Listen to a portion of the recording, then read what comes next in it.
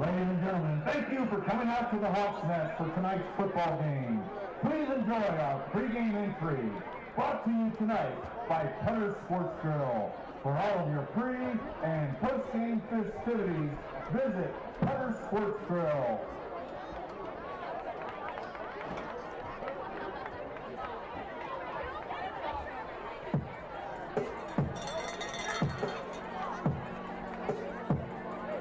And now the football team is entering the bus. It won't be long, we'll be picking off.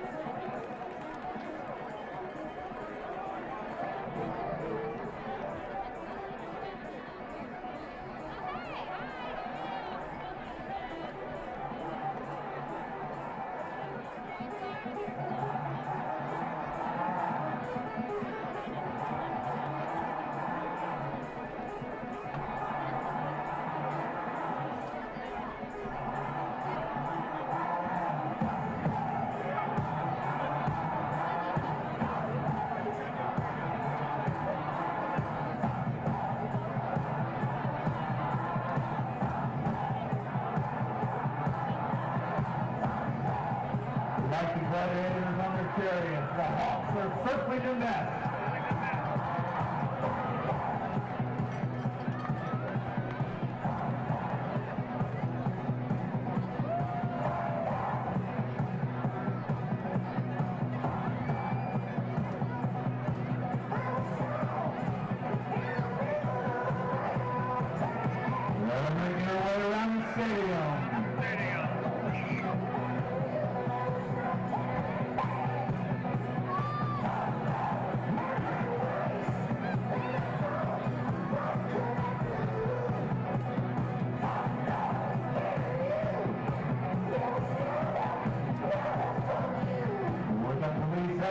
Heading to the Thunderhawks.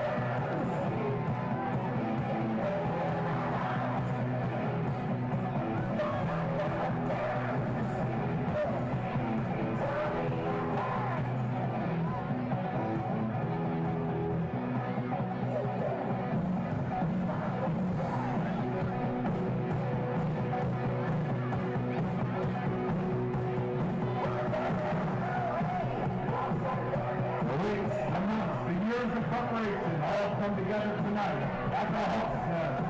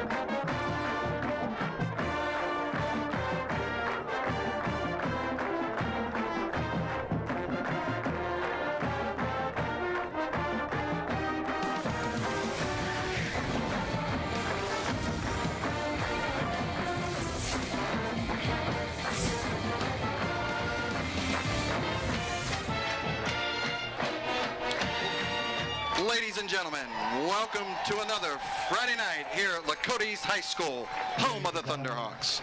Tonight in the Hawks Nest, we have a conference match between your Lakota East Thunderhawks and the Colerain Cardinals. We are going to pause for a second for the national anthem, presented to us by Vet 7996 and 681. Present the colors of our country for the playing of our national anthem, the Star-Spangled Banner.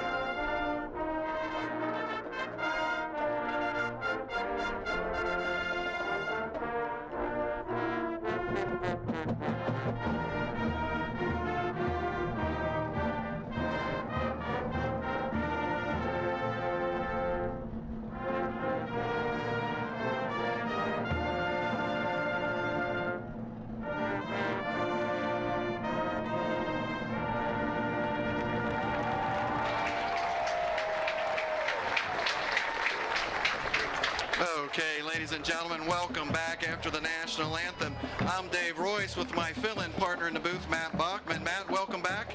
Tell us what you think we're going to see tonight between these two teams that who are both 0-5 here. Yeah, Dave. I mean, thanks for having me back. Of course, always great to call this game, and I called the Colerain East game last year just by coincidence in football. So excited to be here. Look, two young teams, no question about it, and they're both learning on the fly in that sense. They're relying on a lot of juniors and sophomores. Of course, they've got some senior leadership on both sides, but they've taken some lumps. On one side, you've got East offense that puts up the numbers, is just finishing the games, and that's what tonight I'm sure Coach Kitten and the team are looking to do. And Colerain's also trying to get off the schneid as well. They've played physical, they played tough, but it's been a little bit of a struggle. They've had some tough, good players that have moved on from their program, so they're trying to get there. They've got a new coach and same semblance. But the way East has been moving the ball, especially really all year, they're top statistically, second play in almost every category. So absolutely, some offense, we hope. They both come in 0-5, 0-3 in the conference. East with kind of a rough loss last week, 21-14 to Middletown, a game they led most of the way. Colerain coming in after a pretty big loss to West, 38-7. So it'll be a true test here tonight to see who finally gets off the schneid in the GMC. And like you said, it sure does look like to me that it favors East as far as offensively, as they're number 2 in the GMC offensively, pumping in about 340 yards-ish a game. Right, Dave. I mean, it's just the consistency of execution. You've got some zeros in certain quarters. In other quarters, they blow up for 10, 14, 20 points. They've had some big, great quarters this year, so they just want to link it all together. And Colerain struggled to score this year, so that's certainly something the East defense wants to take advantage of. Keep them in front of them, under control. Don't give up some hidden yards, and really let this offense go to work tonight. Absolutely, it'll be interesting. One thing that Colerain does do, they're number 2 defensive pass-wise. Yep. We know that JT likes to throw the ball a lot. John calls his number quite a bit to throw that ball around, so that'll be probably a battle there. We'll see what happens in the trenches, who's going to win that line of scrimmage. Always a key, you're right. Always a key. Always love to shout out to those guys down there, too. So, hey, Matt, the weather's great here. You can hear the band that we saw in the pregame. The students are down there in their Hawaiian stuff. I mean, it can't get much better than this, right? It's homecoming. Homecoming, always yes. A big night, so let's get the first one at Lakota East this year on homecoming. Absolutely. So right before we get off before our kickoff, we still want to recognize our veterans at 7996 and 681 who presented the colors. And just a shout out to all of our military first responders and all those out there doing hard work in natural disasters around our country. What a privilege it is for us to see Friday night lights as we get the kickoff right down to the 1-yard line. It's going to bounce into the end zone, Matt. That's going to be a touchback. Yeah, good kick by her, deep and no return. So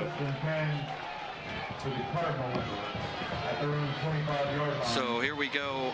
They're going to set up on the 25-yard line. Colerain starting with the ball here in the first quarter.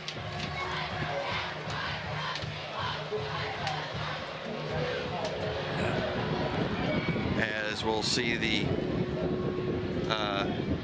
defense of Lakota coming out first.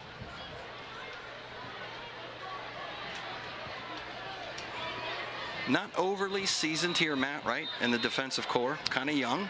Right, and really across most of the East lineup you're going to see a lot of juniors and sophomores, even a freshman contributing. That's amazing. The JV team's undefeated. The freshman team only has 1 loss, and it was the very first game of the year, and really only the first quarter they lost. So just the future's bright. Future is bright as the Cardinals take it off left-hand side, and they're going to pick up about 5 or 6 there.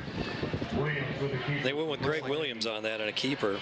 Looks like he's the direct. I couldn't tell the direct snap. We're going to have to, once the sun goes down, we'll do a little better job. Yeah, it is really tough here in the booth. A beautiful night, but unfortunately, as we share quite a few times as we see the replay here, it is a direct snap, Matt. Yeah, so looks like maybe that means Sean Billups isn't playing. I know you cited that earlier, Dave, and he might be out, so they're going to Greg Williams, one of their running backs, at the quarterback spot. Yeah, I did hear that down in the pregame there on the field. Some of the Lakota East coaches sharing that the starter last week for Colerain is out tonight. I think he's in street clothes over there or no pads. So And they went with a rinse and repeat play. Williams again off left. That was Barnes who started last week. Oh, it was Barnes. Okay. Yeah. Right. But they're gonna run. They're gonna run the same sweep. Little. The right side of the line gives a wedge, and there you go. Picked up another 6. It's 1st and 10 for Colerain. And this is what Colerain does. It's not a secret. They run the ball. They have very little passing. There should be a false start on the right-hand side of the offensive line. First set of hankies out. One thing East needs to work on, that is Achilles' heel to them. If you look at the stats here, they've got a lot of penalties. You see the right guard a little early. Yep, just a little bit early. There's a big jump, and that'll push them back. But back to Colerain, they are a run offense predominantly. No question. So same play to the right-hand side now instead of the left-hand side. I think he gets the 5 yards back from the penalty. So Williams again, 3 straight runs back there. I think we're going to call his name all day. And they use that H-back and also their other tailback to kind of, guide them through. So a lot of physical play that's going to take place every time they run the ball. I think Colerain wants to control the clock as much as they can. They don't want Kidna to have the ball in his hands very much, and this is one way to do it. Yeah, he's actually listed here, Williams, as a running back. So looks like it's Wildcat all night, and hopefully the East defensive coaches pick that up quickly and adjust to that. And that was right there, a little bit better effort from the East defense. They knew it was coming. So we were saying about earlier, Matt, you were saying it's a great night, but boy, you can see the sun on the field here in the replay is right in our eyes in the booth, and we'll deal with that as we normally do for about the first 10 minutes here, and then we'll get a beautiful sunset, I'm sure, tonight. And that was number 10, Parker Elam, on that play too, an underclassman again, junior for East, Dave. So he makes a lot of plays in this defense. So now 3rd and a little long. There should be a passing down here. We'll see what Colerain does as they drop back in the shotgun. They do look to pass. Number 1 spins around, finds a man open just beyond the sticks. They're going to pick up a 1st down there, Matt. So that was actually Sean Billups, I believe, threw that ball. Here we'll see the replay. It was Corey Myrick on the other end. Yeah, number 1. Yep, to number 2, Corey Myrick. There you go. And that's the other name you're going to hear a lot tonight. Corey Myrick is, I believe, headed to UC, or at least has an offer. He is a tremendous athlete in multiple sports. And last year he was all over the field against East, so expect we're going to see more of that today. Yeah, he's pretty far up there on the Colerain stats. He does a little bit of receiving, a little bit of running. A little jet sweep. Williams, and sniffed out. The East linebacker sniffs that out right away. See number 34 and number 10 in there for East. So Parker Elam, number 10, once again. Reap. And Cohen Reap. Yeah. So 2 names that we'll call out on this side, Dave. They are probably 2 of the leading tacklers on the East defense. Oh, Wyatt Pleasant. And Wyatt Pleasant was in on that call too, according to the PA. So we saw 10 on a replay, Dave. Yeah, so we saw 10 and but 34 we like Wyatt. Right That's there, okay. So, yeah, we'll give him the love. So 2nd and 12, as we'll call it, right about at midfield in the 44-yard line. Number 1 drops back, takes it, quarterback sneaker all the way, and that is Billups again. And it was that 2nd and 14 they had now turns into a 3rd and about, looks like about 3rd and 4, Dave. So that was a pretty positive play and a good one. You saw that little fake he had, like he's dropping back, and then he took off. And that delay really threw these defense off a little bit. Yeah, real good play by the Cardinals. Just when the Hawks had them kind of buried a little bit there with that loss of downs, and getting a little bit of the church bell here for the 3rd down. The bell tolls for 3rd down. And East needs to stop because this quarter is already closing in on 5 minutes alive. So. Yep. As now they do the option, hand it off this time. Oh, and they're he sniffs it out. Sniffs that right out. Number 20 for the Hawks. So that's Connor Curse. Connor Curse, a junior. And Elam again also in there on that. So Elam and Kurst together. Yeah. We'll give them tandem. Yep. Big hit and a loss, and that's going to force the Cardinals to punt. As number 10 for the Cardinals is in punting, Krieg. That was big. East needed to stop and get the ball here and get the offense on the field. And gets a nice kickoff. And that's going to be a big penalty. Yeah. So number 20 back there for the Hawks. Cruz. Dave, it's nice to be early to dinner, but early on the punt return tackle, that's a penalty. Not favorable, and the coaching staff's right next to us, and they are not happy in the Colerain coaching box right now. Yeah. So what was going to be a non-return at all here in the replay, you'll see, gets a pretty good kickoff. He sure does. Good punt for a high school punter. Yeah, and bang, he just wasn't even close, Matt. I mean, really here will be a great view here from the end zone cam. Yeah. Great camera work, wow. Boom, he didn't even get a chance to, if he wanted to fair catch that, he was getting hit before the ball came down. So that's going to push the Hawks up to about the 35-yard line, give them really nice field position to start this first possession. Yep, and they want to get moving because we're at 6:57 in the first quarter, so it's time to get this offense cranking. And we'll see what Coach Kittner dials up. JT is in the shotgun back there. Calls for it, takes a quick look, and bang, wow. That didn't take long. No, it didn't. So that was Cooper Krieg. Cooper Krieg again there. He's kicking it and he's sacking it. So that's not a good way to start your first possession on a sack, right? It's not. And you know, there's a 6'5" junior playing defensive end with pretty good athletic move to just beat the tackle on that play. So yeah, beat that senior tackle there. Going to have to tighten that up quite a bit real fast.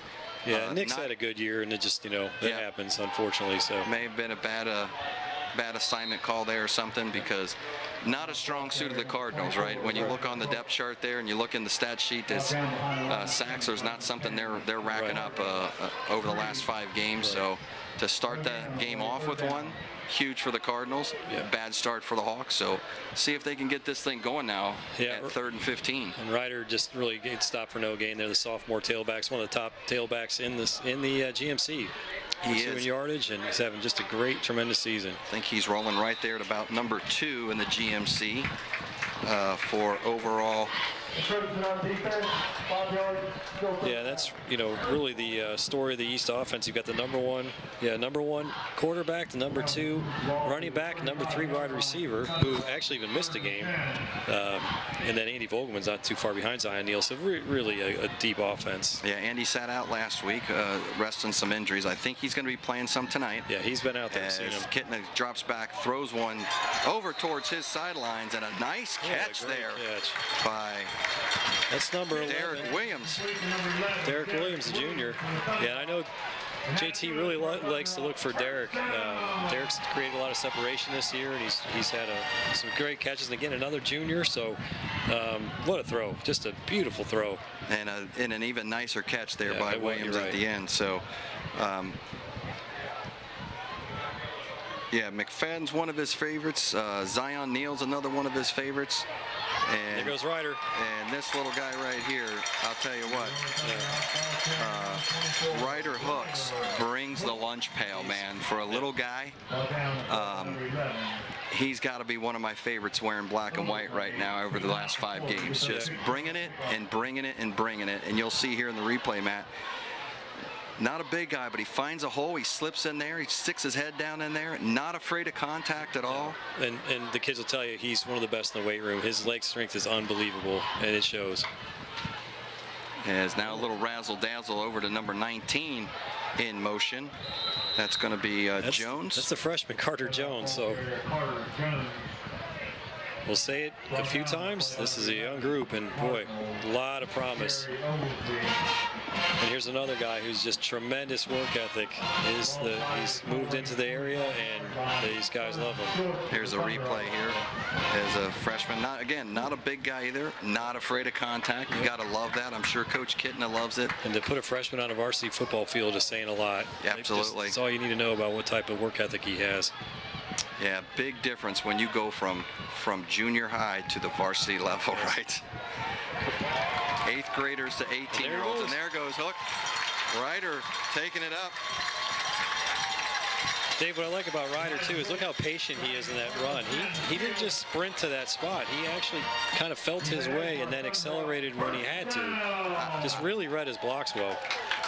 I can't agree with you more, Matt. He's just patient. He waits and then accelerates. Reminds me a lot of the old James Brooks type. Brooks, yeah. You know, he pumps those legs. There he goes again. Finds another slip. Gets a little bit further down, and he's going to move the chains again. And that's 2 first downs in a row for Ryder Hooks. And good blocking up front. Hey, we gave East line a little shot for the very first play, but that was that. Obviously, they've turned it around quickly because they are driving holes. Absolutely. The Lowell Furman there on the trenches is moving the line of scrimmage backwards, and there goes Ryder again. He might find the end zone, but I think he got tripped up just short. Right, that's Dave. That far corner that's tough for us to see from our vantage point, but boy, he smelled the end zone there, Matt, and he was going for it. Take a look, and we see Ryder just feels it out, and then bam, he hits that accelerator there. He waited, though. He's patient to wait for their hole. Let your blockers get your hole open. So, great job, Ryder. So, first and goal here for the Hawks. Got to be inside the 1-yard line from what I can see, Matt, here as JT goes back, zips it over into the pylon, and I see several flags thrown on that. So, pass interference, not going to hurt too much. If I was a DB, I'd do that too if I got beat when it's 1st and a foot. So now it's going to be 1st and a half a foot to the goal line. Yep. Let's see if we go back to some power here on this play too. So here's the replay here. JT quick drop, throws that ball. Oh, it would have been a timing. Touchdown. Yeah, nice You're timing right. play. Defensive back made a smart play there. Yeah, looking over there for Zion Neal, one of his favorites.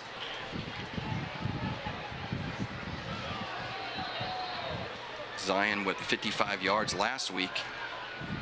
And his return. That loss to Middletown. So there's just going to be a push of the quarterback, and I think that's a touchdown. Hawks. So I think that was just JT calling his own number and having a little push from the behind and straight on in. Yeah, you get to a point where it's time to go power, and what a great drive by the offensive line and the whole team, of course. But give them credit. These guys are doing the unsung work up front. Tight end comes in motion, gets Big that seal, got him in, and nice push, like you said, absolutely nice push by the offensive line there. After that very first play with the sack, they got it together and drove down pretty much on the ground, Matt. Not so much in the air that you would expect with Coach Kitna and JT out there. So the PAT is up and good, and it's 7-0 Hawks here at the Hawks Nest. And that big 3rd down conversion, that pass and catch from JT to Williams was huge. And from there, they ran the ball right down the throat. So her getting ready to switch kicking devices here for the kickoff.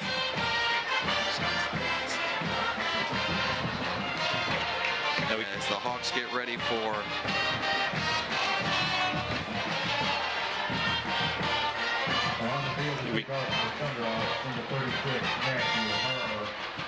now this year we've seen a few onside kicks, so those out and watching on TV that haven't maybe picked up the Hawks, there's a few things they do different, and one of them is they will throw in an onside kick more regularly than started the game last home game here. Yeah, the Fairfield game we got. Fairfield game right away. Onside kick. Andy Vogelman recovered. So, Coach Kitna not afraid to pull some things out of the trick bag here. So, as Herr goes, he goes deep on this one. Kind of more height than length there as he gets it down to just about the 10-yard line.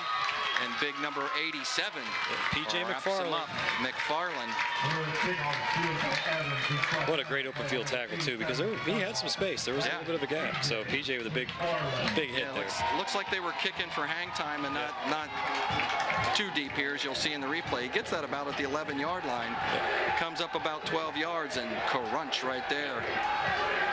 You're right, Dave. That was a shorter kick than the first time. So. Boy, it's a loud crowd tonight. These kids are ready to go on homecoming. They are. Got the Hawaiian look down there tonight. Oh, on home ball's loose. Ball's loose, yeah. It's covered by number 1, the Cardinals, Phillips. Phillips back there in the QB duties again. 11 for the Cardinals. So yeah, they seem to. I guess they're going to rotate between Billups and Williams. yeah. Well, they brought Billups in one time last week. Right. So we'll see how this goes for them as Snap he's back in the shotgun and zips it up to about the 30-yard line. And he's going to make up some of that ground they lost on the fumble. There's J.J. Huff on the catch for Colerain. Good job by East, though, not letting that go anywhere. You know, Keeping everything in front, you can see here. Right. He drops back here after the fumble. And a quick pass and a quick tackle. And it leaves a 3rd and long. This is where the East defense wants to be all night. If they can keep Colerain in 3rd and long, it's going to be a good night. Miles Metz with that tackle. So Colerain in the shotgun, trips right there, as you can see on your screen. He's going to go left real quick, and a nice big hit by number 34. Cohen Reap again. Reap just laid some wood right there. And the junior linebacker, he's had a good year. He has been having a really good year so far. You know, you can just see how his instincts are getting better and better every week. Yeah, I mean the record doesn't show what some of these kids are doing on the field, doesn't. right? At 0-5, you would expect maybe a little different, but like you said, it's a new program under Kitna. It's a lot of changes for these kids, as now Colerain's going to have to do their 2nd punt, and that really was shanked. No, you're right, Dave. And it's just things like pass blocking. The East is dropping back over 30 times a game this year, when they've just never done that. That's just something for years. Right. So it's something they've got to learn and get better at, and have their feet in the right position, and just learn the cadences. It takes a lot. So Absolutely. At the same time, they can have 2 wins, no problem, and even 3. I mean, they've been in their games. They've given every effort. It's gonna break and go forward. You can see it. There's just a lot of positives going on. So yeah, Fairfield game could have gone their way. The Middletown game absolutely could have been. And they battled Princeton. It's tough. They battled Centerville tough too. Yeah. Just something. I mean, that game last week, they were in charge 14-0, really going into the 4th quarter, and then the wheels kind of came off a little bit there in the 4th quarter, and that was a tough one to lose. But so they're getting after it, though. Here they go after the shank punt. They start at the 40-yard line, and there goes Hook again, diving forward for some good positive yards. It's like about 5, Dave. Give it 4. Yeah, I'm going to. 2nd and 6. We'll see again the patient run. Ryder just kind of feels it out. Found a little space, dove to the spot where. Yeah, Ryder Hook, I just can't say. I'm going to brag on this kid a little bit more, Matt. 540 yards so far this year, right? 6.5 per average. Just outstanding for. This is one of those things where a team 0-5, you wouldn't think a kid would have that many yards. Right. And that kind of average with a quarterback like JT that throws the ball, like you were just saying. Absolutely. In a passing offense, Ryder Hooks is producing this type of. He's on pace for 1,000 yards, Dave. You're exactly right. Yeah. So, and another positive pick out there, 3rd and 2. So picked up another 4. This is all you can ask. Just keep getting positive yardage. And there we go. There's a encroachment by the Cardinals. That's going to be a free 1st down. You watch JT do things, and he looks different. You can tell why he looks like he's going to be a college quarterback. His cadence, his ability to do that. He's gotten multiple kids offside this year because his hard counts are great. His posture, just the way he carries himself, the way he's moving. He just, he really has that look to him, and it throws the defenses off. Yeah, and I'd say, we were talking about changes in the program. That's something else. These kids have played with other players, growing up. Yep. JT comes in new, and they're getting used to him. He's getting used to them. That'll bring us to the end of the 1st quarter. Lakota East 7, Colerain Cardinals 0. We'll be right back.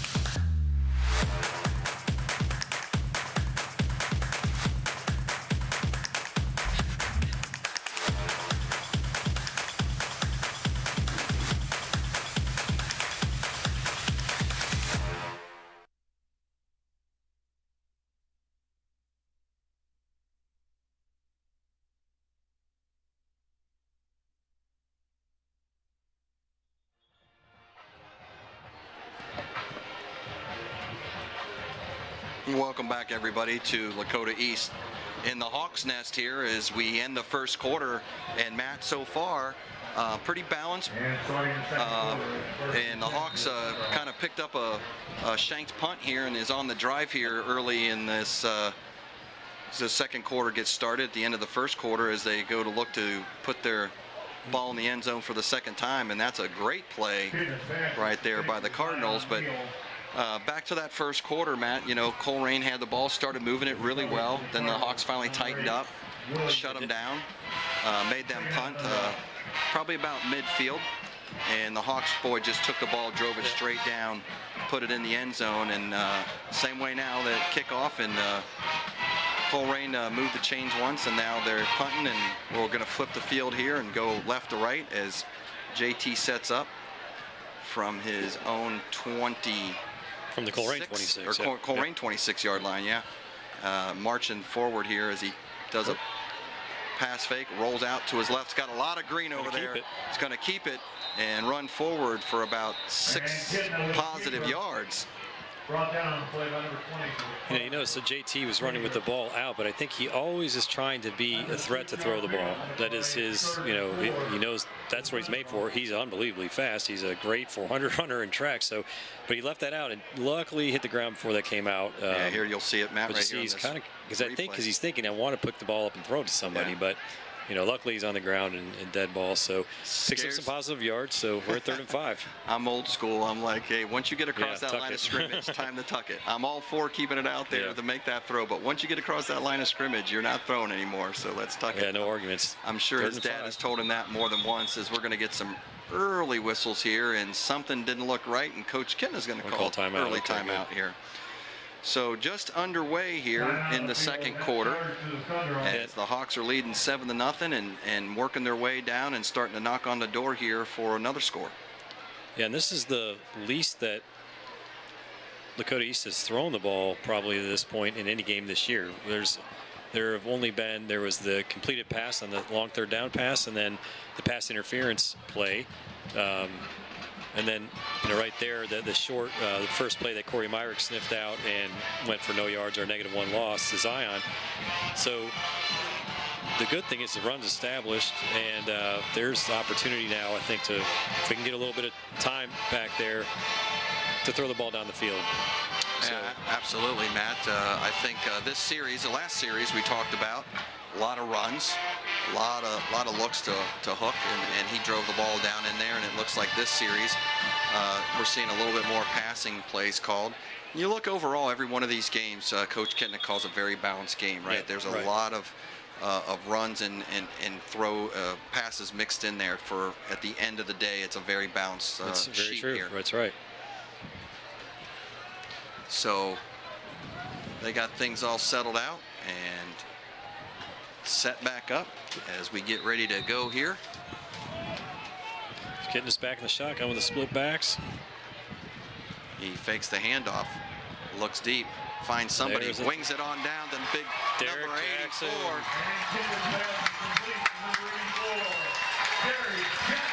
Derek Jackson with a touchdown. Yeah, that's and that's what the doctor ordered right there. And that's that open middle that we thought was going to come with all this running. Colerain's defense has had to sell out on the run play, because right now Hooks and company are moving it right down the field, and sure enough, boy, that crossing pattern was right there. Beautiful throw, good catch, and run afterwards as he watched that in and then just turned it upfield. Oh. Well, he was knocked out of bounds at the wall. Oh, they're saying he wasn't in. Yeah. Not a touchdown. Okay. Wow. Well, I could have swore the far referee down there even put up his hand. So they're going to say he was down at the 1. Oh, no. As the ball gets batted down, and we're going to call that an incomplete pass. So, boy, they had everybody confused. Yeah, the one referee confused. Everybody on the field thought it was a touchdown. The lights flashed. Yeah, we probably should have pulled a replay on that one. It was our miss there. We didn't call the crew. The camera work here is unbelievable with Westchester Television. So anybody out there watching, you're getting the best. Absolutely. Like them on Facebook. You can watch them on YouTube, Hulu now. And there's another one of the sticks that you can watch all these games live or go back to them and watch them. And yeah, they're by far, you know, they're the best. They are the best. He's short on second and going back to third to JT. That's going to get in. Yep. That's a touchdown. There you go. JT, that's number 2. This time again. And Lakota East this time is definitely in the end zone. As you can see the referee walking it in with the hands up. And what was premature a few minutes ago is now reality. As you'll see here coming right at you in your living room as JT just fights right through there. Got to hold on to that pigskin. Yeah. Broke the plane though, so once the plane is broken, it's over. Right. No worries. He might hear a little. He might hear about that tomorrow morning and I bet he will. Some film, but touchdown nonetheless. As now 36, Herr gets in there and knocks it through. Herr again. He's been pretty steady with the PATs there. Yeah, he's got a nice leg. He's really gotten stronger, and good job on the hold. That was a little bit of a low hold, and I think that's Jason Sandahar, one of our QBs here, with great hands. Yeah, that's a little bit of a ground ball. Yeah, and that's a changeover. Typically, that was Andy Vogelman in the past, holding, and with Andy being out last week, they had to do some switching up there as he plays a couple of those key roles, like holding for kicks and PATs, and so yeah, like you said, young group out here, but talented kids, right? Yep, absolutely. And Coach definitely is pushing them and challenging them every day, I know, in more ways than one. It's not just about X's and O's for him. Right. It's about the total being, the total athlete, student athlete, the total young man. You know, he's trying to build out here, not just a bunch of football players. And hats off to him for that. And you see these kids everywhere. They're in huge packs of players at other events, games, you know, concerts or performances. You know, they're in the school events. They're definitely working hard to build their culture. So. And a lot of that is hats off to their leader, Coach Kitna. They're pushing those boys to do that, right? And encouraging them or almost forcing them in some cases to go out and do things. Not that he has to force them, but he makes it as a part of the program. There goes a punch. Pooch kick there, and Colerain caught off guard, and then the turf monster jumps up and grabs him about at the 28, 27-yard line. So, yeah, Matt, I mean, the program has changed its face. It's changed its leadership. The kids are buying into it, right? Like you said, they're doing things. Coaches encouraging them to go out to events, support things, not only other sports in the school, but also community events. So it is really nice to see what he's doing with the program. And though 0-5, talking to him as I get an opportunity to do, and throughout the week and in pregame, he's not faced, right? I don't know. He's seen and done a lot. Absolutely. So here we go. It takes you can't make huge course corrections overnight. So I think he's got a system and he's sticking to it. So Colerain takes it, throws it over into the flat, breaks 2 tackles, still on his feet. That's Corey Myrick, number 2 again. Yep.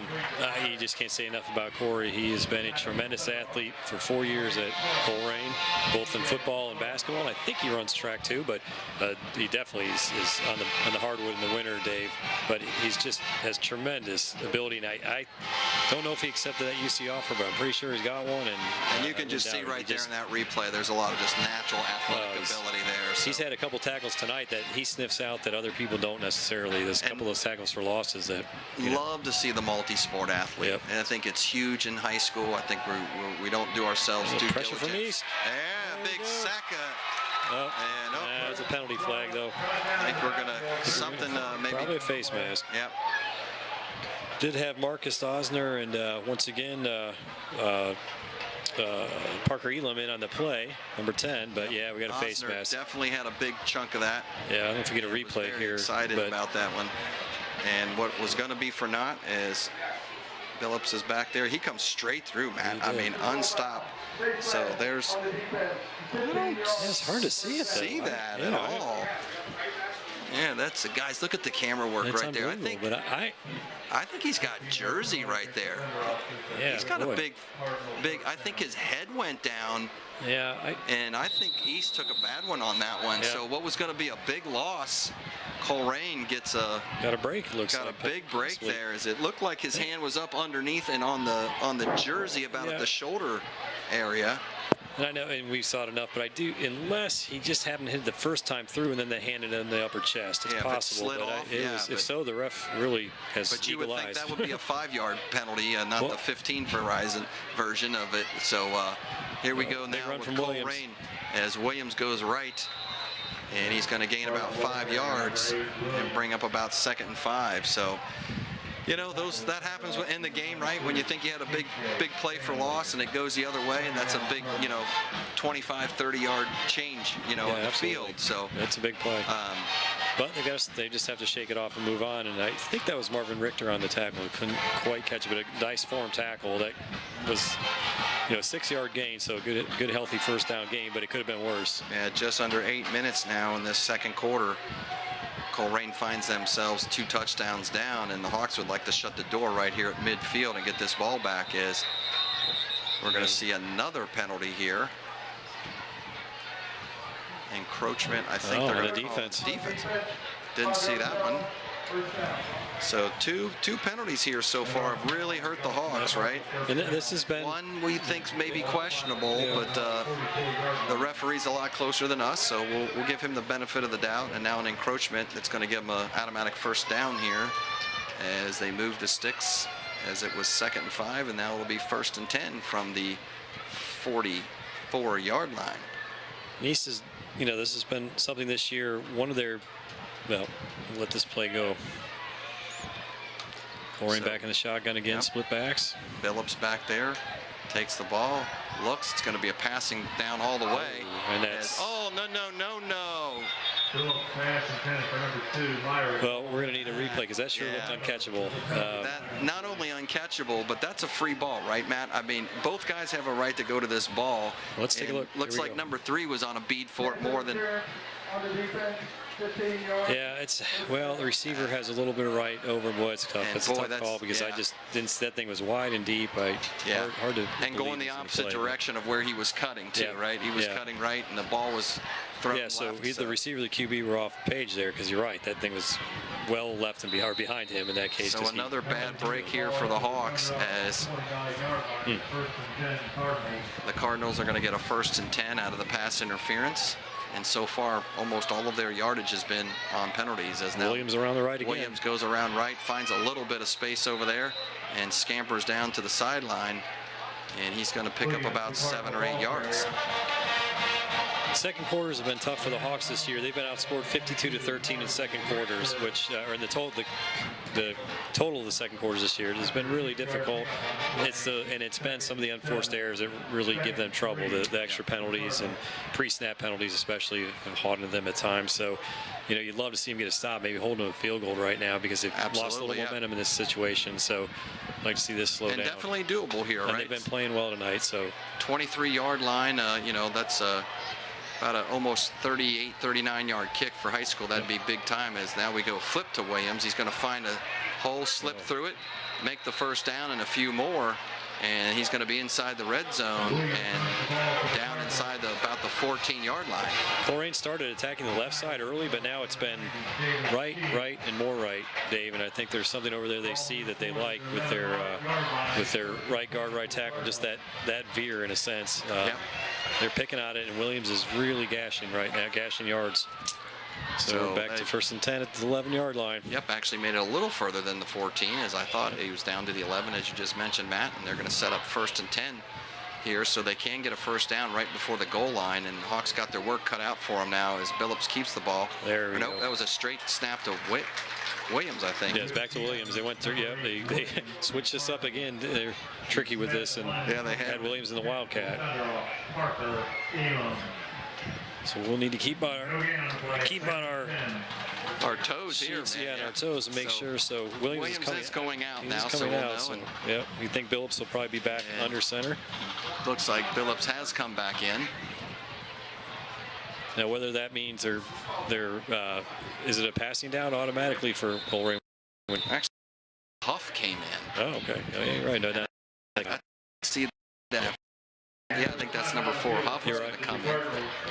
And now Colerain Cardinals are going to call timeout as with that exchange of personnel, didn't like something, and I think the play clock was running down on them. So here with 6 minutes left, the Hawks are up 14-0. They really need to put a stop here. The penalties have killed them to let the Cardinals get down this far to the 30 yards and penalties 11-yard line. Yeah. Just on the, and another 5, and actually 35 that offsides call as well. So that is a lot of yardage. If obviously be at midfield, right? You want to look at it that way, or got to stop. But East defense has played well enough that they need to slam the door here. Absolutely, the defense is going to have to tighten up right here. And like you said, if they can just hold them to 3 points, now they are in field goal range. Right. I thought it was a little far where they were before for high school kicker, and I don't think their kicker is doing okay, but I don't think he's got that kind of foot. To be at 40 plus, sure. Right, which most kickers don't. But now, sure. you know, inside the 15-yard line is definitely doable. So the Hawks are going to have to really tighten up here, try to keep them out of the end zone. You know, that's the band side end zone, so the band's doing their part. As a flip, there's a fumble and a loose ball by number 8. Williams didn't hold on to that one as he came back in after that timeout. He did. That's maybe why they took it. But, you know, I think he saw some open daylight and just took his eye off for a second. Yes, he did. If we catch a replay, we'll see that. I think he just peeked, and that's good for the Hawks. It's 3rd and 11 from the 12. So they can't get a first down without a touchdown here, Dave. So interesting. But the Hawks, they just have to keep everything in front of the sticks right now. Yep. I think I'd like to see the Hawk defense bring a little heat here, and not let the Cardinals think about this at all, as Williams is out and Huff is back there. So you got 1 and 4 both in there, and they fake the pitch, and he's going to throw right to the pylon, and it's going to be just a little too far as he faked it there to Huff, and then Huff took off to the pylon, that back pylon. So set little play there. They were trying to throw it over the shoulder and find number 4 here. Yep, and great coverage by number 41, Miles Metz, stride for stride with right at you. Yep, and that's all you can ask for. He's with them, and if that ball would have been tight, I think we would have had a good defensive play. So line up for a field goal. This is what we were hoping for, and the Hawks defense did their job. Jones, Anderson in there as well. So now the Hawks do shut him down. It's going to be about almost a 30-yard. Oh, that's blocked. Blocked and picked up by the Hawks. Boy, what a stand. This last 2 minutes. A great defensive stop right there. Special teams really comes through here, and that should get a spark going here at the Hawks' nest. Let's see the replay, Dave. Who get a big paw up in the middle, or what do we see here? Oh, yeah, low kick. And just low, looks like number 10. Imagine that. If we called Parker's number once, we're going to call it 20 times tonight. Parker he has been Elam outstanding. Great pressure. Kind of a low kick though. Sure. Yeah, low kick, because he was pushing almost 30 yards there, right? Yeah. So like we were talking about in the high school level, that's starting to get there when you're starting to hit that 30 plus. But Elam penetrates, gets his hands up, knocks it down, and the Hawks are set up here as they recovered that. Right at the 10. Right at the 10-yard line. JT set to go to work here. 5 minutes to go in the quarter. He's up underneath the good move. Nice move by Hooks. He's going to come right up towards his own sideline. And boy, see there, Matt, he has an opportunity to step out. Not Ryder Hook, man. He turns it up and says, you got to hit me out of bounds. And he took that extra, he waited that extra little pause just to make sure he could bounce. You know, he's watching his blockers tonight. His vision tonight has been great all year. Absolutely. But, he really watching how his blocks form. Here we'll see JT up underneath center. Takes the outside cut. Nice block by the tight end right there, right? Yeah, makes one guy miss. And right here, he can step out of bounds. Nope. He just turns it up, gets an extra 5 yards, and makes somebody hit him out. So now JT in the shotgun, he pumps once, looking down the middle of the field, lets it go. He's got number 1 and just leads him a little too far. Boy, exciting stuff. Zion Neal, one of his favorite targets, Matt, and he just let him just a little too much, or that was going to go for 6. Probably just a little extra adrenaline in JT's arm after that big play by Ryder Hooks. So, so Ryder with about a 20-yard pickup on that one before, and a great block there that we were trying to point out in the replay. So shout out to the tight end there. It was P.J. McFarland, and not only that, it was in legal hands to the face. It could have been a penalty on Colerain. P.J.'s getting his helmet partially ripped off and still sustained the block, to your point, Dave. So, and Ryder just went for a nice 4-yard pickup, so 3rd and 6, manageable for East. Here, see it right here. Ryder comes right in the middle of the heap, and again, kid loves contact. Yep, doesn't fear from it, man. Love this kid. JT back under center. Yep. Oops, sorry, Dave. Goes for the audible here. Looks over to the sidelines and getting a new play run in here now, as he'll drop back in the shotgun. Ryder will come right up next to him. So Colerain in a blitz. So picked up though by East. Yep, and he's going to roll out, wing it. Man, his arm is strong, and he's got him wide open, and he sits back down and grabs it. As that was number 8. Perry. Elijah Perry, the senior. Elijah Perry. Yep. Oh, boy, if JT wants this one back, boy, because he got flushed out here, Matt, and he had to throw that off his front foot, but he's got him wide open. He sure does. But Elijah, great play. Watch Elijah adjust to that pass. Absolutely. Make sure he catches it, because that's the number one thing. As much as he wants to break away to the end zone and score, catch the ball, and we'll see Elijah in the winter on the hardwood, too. Yeah, Elijah made a great play there, coming back to the ball, as that was just a little bit short, as JT rolls, misses one, throws one real deep in the end zone, got a guy open in the back, and I think it just went out the back of the end zone, but I see Laundry. Yeah, there's a hold. That was right away the ref threw that at the point of attack, so see what he has to say here.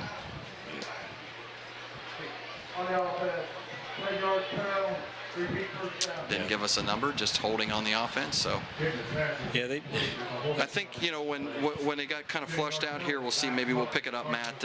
As he fakes it here and he sets up, and oh yeah, right there. Left tackle, yeah. There's the Laundry.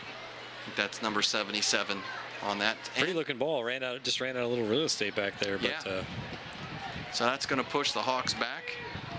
And it's going to make it 1st and 20 here, almost at midfield, right in front of us on the 45-yard line, as he gives it to Ryder Hooks. He finds another hole and slips through, breaks one tackle, and that's where I want to see that big offensive line get in there and push him forward for all that hard work that he does, as he picks up a solid 10 yards and gets the penalty back. Yep. And we're going to go to tempo here, which has been really good for East at times. I like it. I like it. JT's just hitting really about has the a good 3-minute mark. Tempo. Yep, hitting right there at the 3-minute mark. Oh, there's a big hit on Ryder Hooks, and he popped right up. Pops right up. Yep. Not sure he caught the number of that bus, but then again, Ryder's we'll no worse for the winner. Right here, and that was number. Catch it here on the back side. Yep, number 9. Number 9 goes in there and lays a hard hit. Yep. And that's Colerain linebacker Hayden Danielson, the 205-pound junior. So a lot of juniors on the Colerain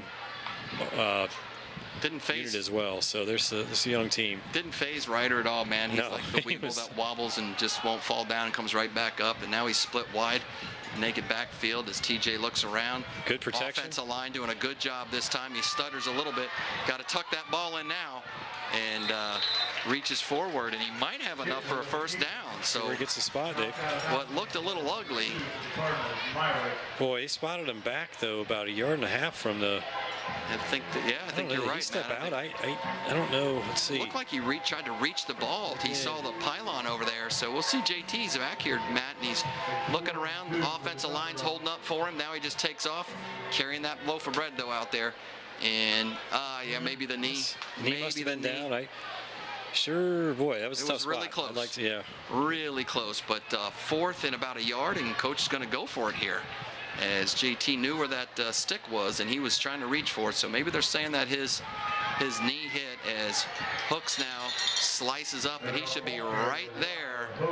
As long as it's a spot, boy, this is going to be. They might have to measure. Right foot or left foot, and if it's a right foot, I think we got 1st down. Oh, now he just moved it back. Oh, they gave it to Colerain. Said it stopped. Wow. He walked out right on the edge of the white line, and then they tossed it back to him, and he comes back. So this is, again, another close one here. A little too far for a field goal. You know, that's a pretty good job. And Colerain did a good job. Yep. It was good. They played it well. Tough. They stayed home. They weren't fooled by another handoff. But at the same time, the refs probably got that mark right. That's exactly about where he fell. So I'd like to see that nice little bootleg fake there. And fake the rider and let JT run on all that green turf to the left. Yeah, it always. Let again, him when show you give it his to Ryder, athleticism, right? It's hard to argue with giving it to Ryder. Oh, absolutely. Absolutely. Give Colerain some credit. Good defense. Yeah, they did win the battle in the trenches there. Is now East with some pressure. Back there, flushes him out, and he wings it as his receiver's coming back to him for a 5-yard pickup. And now Colerain is going to go into the hurry up with just a $1:10 left on the clock. So Hawks defense got to settle down, do their thing here. As Billups drops back, he's going to throw stuff quick because his arm is not that strong, and the Hawks should hopefully be recognizing that. And I'd like to see a little pick here. And that was the freshman Trevin Smith. So freshman out there for Colerain, just like East. I mean, this is young rosters all across the way. Yeah, both teams. So already 3rd and 1 as Billups falls back, throws it right towards the sideline, and Hawks playing a lot of prevent. Yeah, and you want to keep it in front. I mean, you're down to 33 seconds, just no big plays behind you. That was Huff on the reception. Last year, if you remember, Dave, they didn't give it to him there. They didn't? I think they said he stepped out of bounds. Okay. So what they thought was going to be a first down is coming back to the line of scrimmage. So it's going to be 4th and 1. You're right. So now here's the Hawks with a big opportunity to shut this down right now on 4th and 1, as this is 100% pass play, and he finds his man wide open in the flat there. Still in the prevent. That one I don't understand how we were that far back on 4th and 1. Well, Dave, you actually was Ken and I on the call last year, and Colerain threw a Hail Mary at the end of the half, and it really stung. And I'm sure there's some East defenders that remember that. Yeah, there's nobody around him for 10 yards though. So. But that's okay. It's 25 seconds. Just keep him in front of you, and nothing more than 5-10 yards, and we'll be okay. Their last, I think, timeout was that? No, just moving to the chains. 2 left. Went out of bounds. So there's going to be another quick hitch. And Colerain's doing exactly what you would expect them to do. They're going 5, 8, 10 yards downfield, right by the sidelines, catching the ball, stepping out. So they have moved this ball some 20, 30 yards already in this last 50 seconds. Yeah, 21 seconds left, 2 timeouts for both teams. Just keep these to 5-10 yard passes, and let's get this clock run out. Yeah. Obviously incompletions are even better, but. So Billups back there again, looks, turns right, throws it right away again. And incomplete. All these seem to be almost timing patterns, right? Just quick outs, quick hitches towards the sidelines. And that last play where they picked up that first down, you know, when I was kind of complaining about the cushion, he threw that back across the field. So a lot of distance. It is a long throw. And to have no one that far around, that you'd like to see a little bit tighter than that when you're defending here. A 14-0 lead, which would be really nice for the Hawks to go in at halftime. They just don't want to get anybody behind them, so if they can keep them in front, then they'll give the cushion on a few yards. So trips left towards you.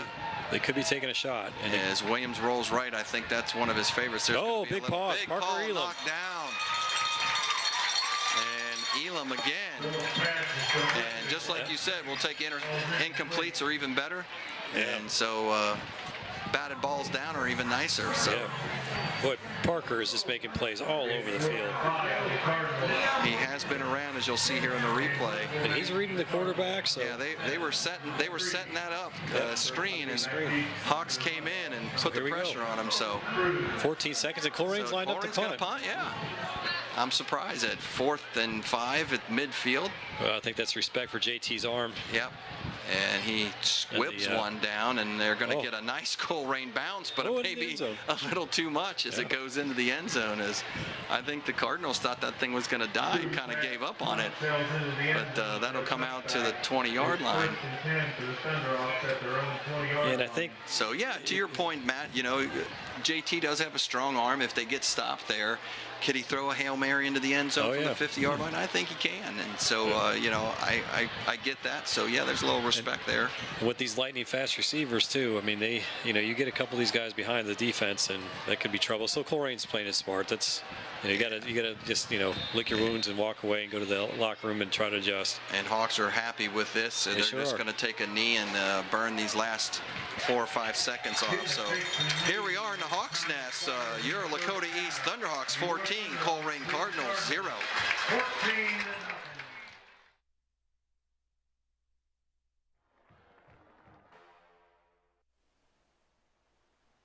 Hey, Monica. Hey. Westchester wants to know, how do I rent the barn? Well, Mulhauser Barn is a rental facility that Westchester owns. It was actually originally built in 1881, but the Westchester Township acquired it in 2008, and now we use it as a rental facility for weddings, graduation parties, any event you can think of. It's a seasonal facility open from April 1st through November 15th because there's no heating or air conditioning. You can find more information on availability, pricing, and scheduling a tour to visit Mulhauser Barn at westchesteroh.org. If you have a question about Westchester Wants to Know, visit any of our social media or visit our website.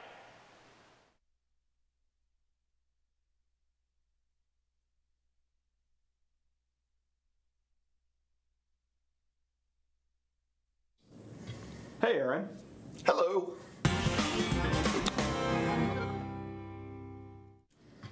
Westchester wants to know, I'm painting my house. Do I need a permit? So a lot of questions come up on what requires a permit in Westchester. Again, the easy way to handle that is to call the Community Development Office at 513-777-4214 and speak with one of our property advisors. We're very happy to tell you when you don't need permits and when you do. In general, aesthetic items do not require permits in Westchester. Paint, new cabinets, siding, roofing, those kind of things generally do not require a permit. Where the permits come into play are more structural items. So if you're doing something structural, changes to the house, changes to the yard, then you might want to give us a call, see about permits. The nice thing is you don't have to worry. Residential permits in Westchester are no charge right now. So really, it truly is just trying to make sure that everything is done properly, up to code and safety for your family as well. Give us a call, and we'll be happy to lead you through whether you need a permit or not. Thanks for joining us this evening. If you have things you'd like Westchester Wants to Know to answer, please let us know via westchesteroh.org or any of our social media platforms.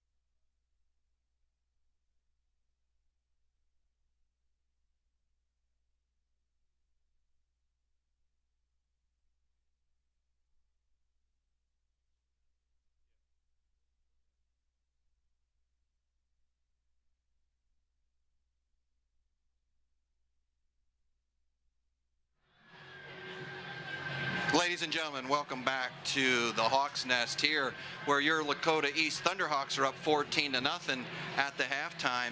I'm Dave Royce, Matt Bachman. We got a guest in the booth with us. Head varsity basketball coach Clint Adkins. Clint, welcome to the halftime show. Yeah, thanks for having me, guys. I love talking football, love talking any type of sports, so thanks for having me. Well, it's great having you tonight. We just wanted to get your feel too about how the environment's been around East this year. We're all sports, of course, but football, since we're on topic, what it's been like with the change and just what you've seen around with the students in the building. Sometimes I think you expect things to go in a certain direction right away, and they're from a win standpoint, they're struggling, but you're seeing a lot of things moving in the right direction. Just the attitude of the football players. I've seen some young men that been held to a really high standard that have improved academically. Just the Coach Kitten is out in the hallways every single day, and just interacting with the rest of the student body. Really supportive of so many teams. I mean, he's doing a lot of really good things, and I know it's not equating into wins and losses right now, or wins, but I think that it's going to change. And you look at the guys we're playing right now, got a lot of sophomores and juniors, and I would expect those things to change next year. Yeah, that's great to hear that, and we've heard the same just out in the community. And obviously we'd be remiss without asking, what's it look like for East on the hardwood this year, back in the Hawks Nest? Really excited about this group of young men, and we typically have. Oh no, that's not good. Oh, they go with an offside kick. Yeah, I think but it was got short. A flag. Yeah. Lots of flags coming in. Yeah, hopefully that's offsides on Colerain. I think so. Yeah. I think so. But got a great opportunity to be really good, and we got 3 starters back, and Tyler Bachman, Derek Jackson, and Trey Perry, and I think a lot of our success will depend on how some of those guys that have no experience, how they really step up and fill in those roles, because you start right there with 3 really good starters, and if those other guys really step in and fill those roles like I think we can, I think we have a chance to be really good. Yeah, and Coach, just to talk a little more about Trey Perry, I think he deserves 30 more seconds. The term is people have dog in him, and there is a dog in that player that you just don't get every day. I don't know if you could just talk about Trey a little bit, his summer, and what you've seen so far. So the first time I coached against Trey, he was in 2nd grade, and at the end of the game, I go up and talk to the coach. Say, "Hey, great game! I absolutely love that kid. Who is he?" He goes, "That's my son." And so I got an opportunity to meet Coach Perry, and said, "Oh, where you guys live?" And he said, "I live in Liberty Township." I said, "Well, we need to talk." I said, "I know this kid's in 2nd grade, but we need to talk." And from that point forward, built a relationship with Harry and Trey, and Trey's one of those kids. He doesn't come around very often in high school.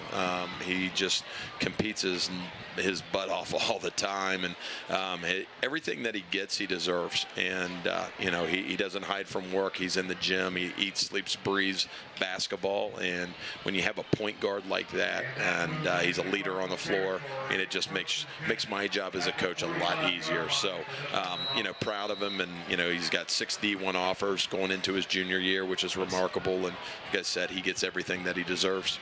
That's outstanding. Absolutely. And Coach, we'll let you get back to the game. You've got a big job here tonight, actually, so it's important, and we'll need you back out there, we hope, real soon. Yeah, huge role tonight. I'm pressing buttons when we score touchdowns and making these lights flicker. So you want a couple more scores? Push that button a few more. You know what? I want to work this index finger out tonight. So there you go. Anyway, well, hey guys, thanks for having me. Appreciate it, Coach. Yep. And good luck on the upcoming season, and we'll see you soon. Always take some luck. Thanks, guys. Absolutely. Thanks for the support.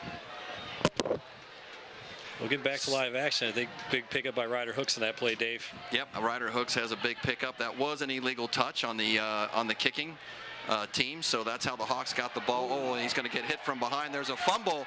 Uh-oh, that's going to be a fumble and a 6.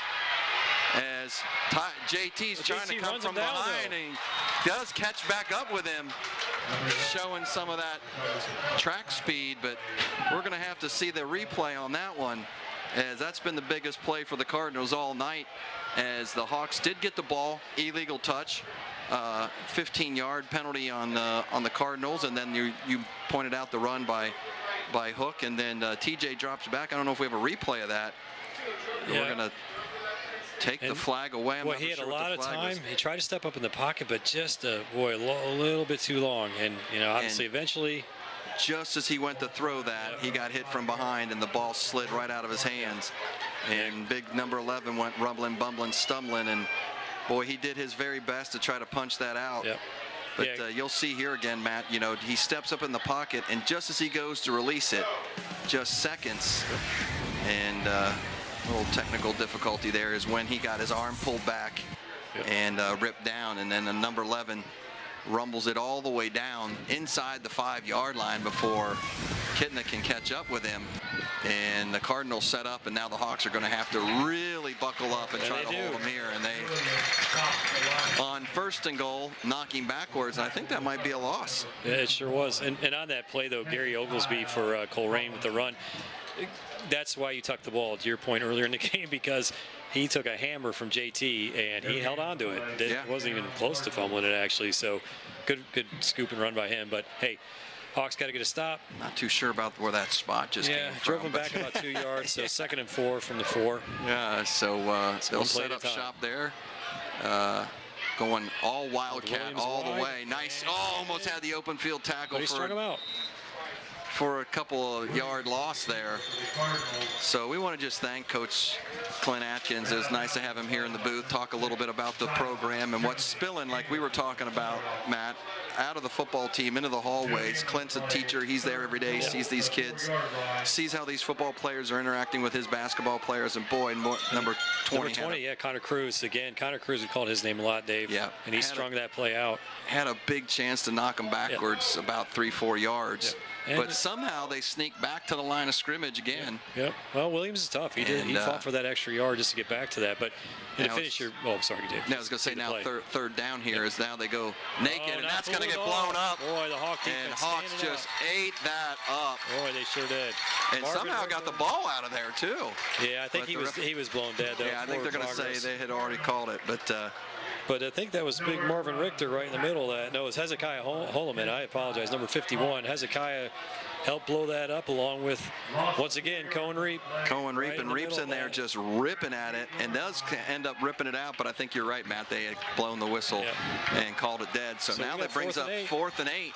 And the Cardinals look like they're not setting up for a field goal here at all. Yeah, I think they've got to try to get points. They're going to have to use a timeout because that play clock's running down. And, we're going to see a timeout by the Colerain Cardinals here. So, just, Clint talking to us about, what's spilling out in the hallways there that he sees and how the football team's interacting with the basketball team. And but he teaches some of these kids, right? Absolutely. So he knows academically what they're doing because he's a teacher in the building. So it's good to hear that.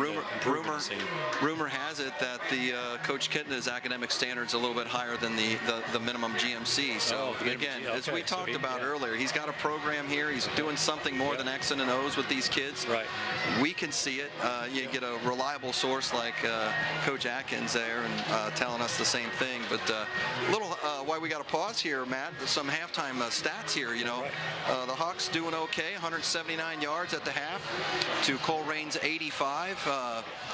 Kitna's throwing for 52 of those 179, but the big talk is Ryder Hooks with 114 yards at the half. And more coming if we get the ball back. 4th and 8, here we go. Absolutely, and the sidelines and the stands are going. 4th and 8, throw a slant, and boy, put a dime on that one. And on 4th and 8, the press both next to us is very happy as the Colerain Cardinals sneak that in for a touchdown. And give the offensive line credit. They gave him just enough time. Finds a big target there. A little mismatch there, number 19, as comes in on the slant, just really uncontested. No linebacker there in the middle to throw some interference at all on that. And that made a really easy pitch and catch for Billups to... That's number 19, Russell Burton, who's a sophomore. Burton, haven't called his name too many times, but boy, they called it at the right time. Terrell Burton, excuse me. On that slant. As now we're going to have a false start on Colerain. They're all pointing at the Hawks, but I think that's going to be on the Colerain Cardinals, and they're going to step that back 5 yards. Yeah, and I think I missed Burton's name earlier in the game. And he's only a sophomore, and look at that big frame he has. He as you said, Dave, he didn't have a bigger frame to get in front of that. I think we brought pressure, and the Colerain offensive line picked it up. Yep, they sure did. In the middle of the field was wide open for that slant. So now 5 yards back on that PAT, and that's going to make a difference as he's going to go under the crossbar there. And after the fumble and almost run back, the Cardinals come up with 6 points, and that's it. So back to some halftime stats here is a shout out to Ryder on that run, as we'll see the kick here on the replay is just really low, almost like the field goal that was blocked. He goes underneath. Hold was good, just he's punching that thing straight through and comes up short. But not only is Ryder Hooks doing well on the stat sheet here at the half, Parker Elam on the defensive side, right? 6 total tackles. I think there might be a few more in there too. He's got a big blocked pass that was huge at the timing to stop that drive you're right, stop that drive and force the punt to end the half. So yeah, Parker is shown out, and he's had a great season. He's just getting better every week. Cohen Reap has been outstanding, and also Connor Cruz. Those 3, and the whole defense has played well, but those 3 certainly are really making plays. You can see how they're growing this year. If there was one thing the Hawks need to clean up on that stat sheet in the first half, penalties. We've talked about it earlier. It's something that's been nipping at them every game, lots of penalties. So if they can figure out how to keep the Hankies off on their side, as we saw in that one drive, I think you pointed out over 35 yards of penalties in that one drive, and they have about 45 total yards of penalties. If they clean that up, they're going to see a lot more success. Right. That hurt them not getting more time as a possession, but they did stop them on that drive and block the field goal. So they did survive those 35 yards. Other times this year, it's hurt them where they've ended up giving up a touchdown. So it was good to see the Hawks are growing. So tried to do the punch kick. Onside kick last time. Now they squib it down the middle. Hawks pick it up and advance it forward to about the 28-yard line. And that was number 6, I think, for the Hawks. Yes, that would be Jones Anderson. Oh yeah, Zion Jones, you're right, another junior, and I think Colerain was, thinking they had a strip, but he was on the ground. And a little activity there on the kickoff. I saw a couple of pushes and shoves, and now I see a flag, and they're going to call that on East. Oh, I thought he was laying on the bottom of the ground there. Yeah, something else must have happened. You never know what's said. Yeah, and those piles, right? So here we'll see a little replay of the squib kick down the middle. But Colerain's got life. They're excited, and it's going to get chippy, and they also are going to be trying to strip footballs. So. Anderson Jones comes up here. We see him, gets turned around, takes a pretty good hit right there. And that was close. And then here's a little activity here in the top of the screen that I don't think got called, and then this is what I think ends up getting called, which I don't understand if Anderson Jones was the running back or the run kick returner. Well, I think it was if there was a scrum up to the left, Dave. Well, that got missed. It was something there in that pile there with the football, because the head referee is the one who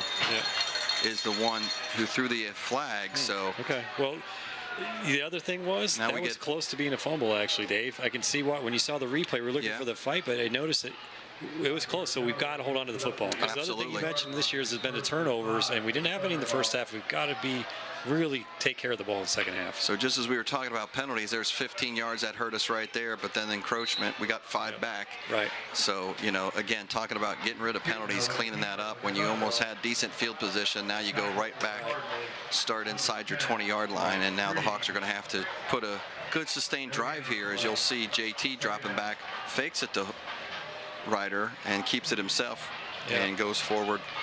Has that ball well tucked on the quarterback sneak.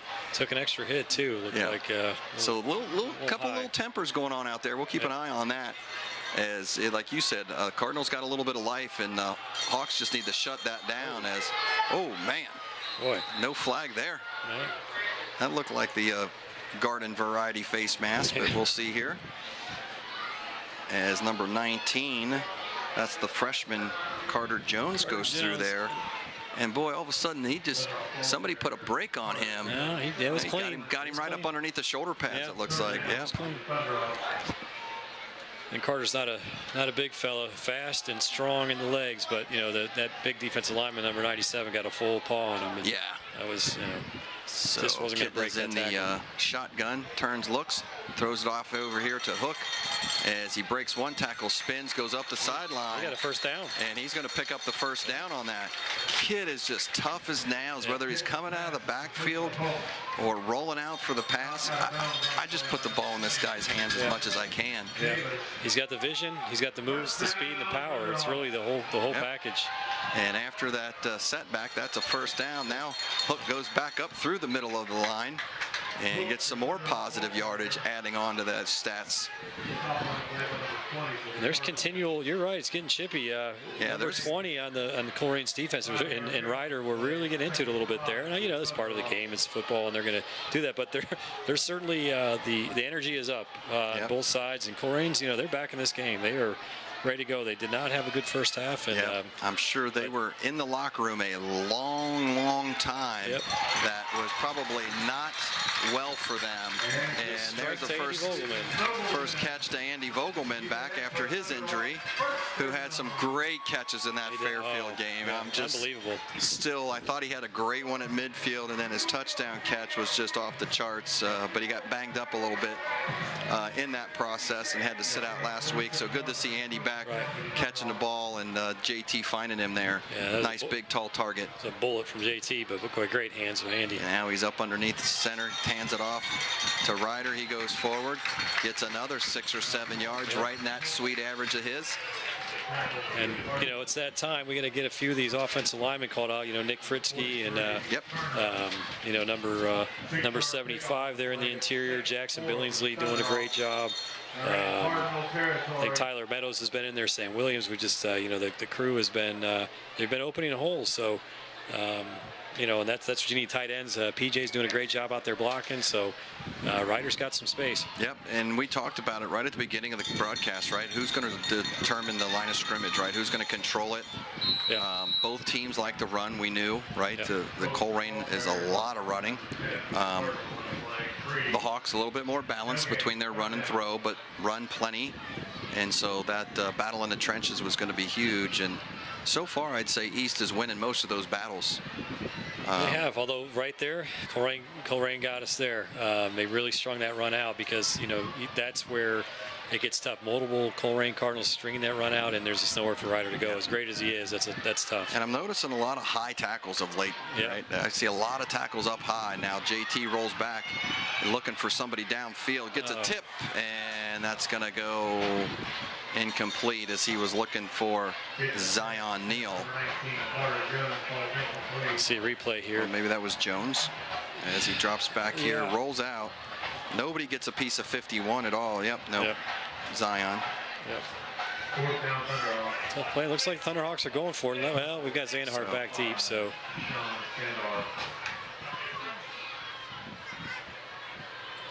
So, Zandahar back. Looks like he's going to punt. JT's in there too. JT's trying to get him off sides of the cadence, and nope, he's going to go ahead and punt it. Gets punt. a nice punt there, a little hang time. Going to get a bounce and get out of bounds right there. There we go. Get the home field bounce. Sure did. And Zandahar puts one. I think that's going to be just inside the 5-yard line. You'll see the replay here, Matt. Dave, did you get out there before the game, put a little lump over there? And there's kick that out of bounds? There's a cup underneath that. Right there, it kicks over and then out of bounds. Nicely done. Nicely done. An area the Hawks have been playing around with, trying to figure out what they can do with punt. Have tried a few different guys back there, and Zandahar might have found a home back there on 4th downs, but we'd like to not see him that much. No offense, because that means we're having to punt the ball away. But first punt of the game for East. First punt of the game, huge. When you look back over the other 5 games. So that's nice to be able to say, hey, with the 5:51, I finally had to punt the ball, and they're in that iffy territory too. I'm sure Coach was kind of thinking about it, as you pointed out, maybe trying to draw them off because it was 4th and just about 4.5, just under 5. That would have given them the first down, and now the defense is really starting to step up here. If they can just shut this down and flip this field, would really help their offense out. Yep, number 94, Marcus Osner was in there again. The defensive tackle or junior. He's been battling hard tonight. We probably need to call his number a couple more times. Yep. But hand off to Williams again. Fights off the block, and along with Hezekiah helping out again. Absolutely. And, there you go. And that's what you got to do. Don't let these guys out of this end zone right here. And you can pretty much bet Williams is going to get the ball when he's back there. He's got half their offense in the first half. He's got 40-something of the 85 yards. So he's been their workhorse. And Colerain is just a little too juiced here, right? Like you were pointing out, and the. Yeah.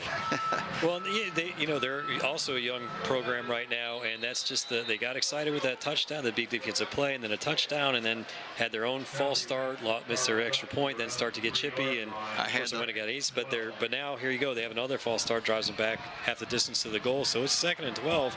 East has got to keep them in front of the sticks. Absolutely. I had to laugh there, Matt. I don't know if you heard of the PA announcer. They had the big truck beeping back up there as they were going backwards on that play. So now he throws a quick one out to the flat there. Now, like you said, Hawks need to contain and keep him there.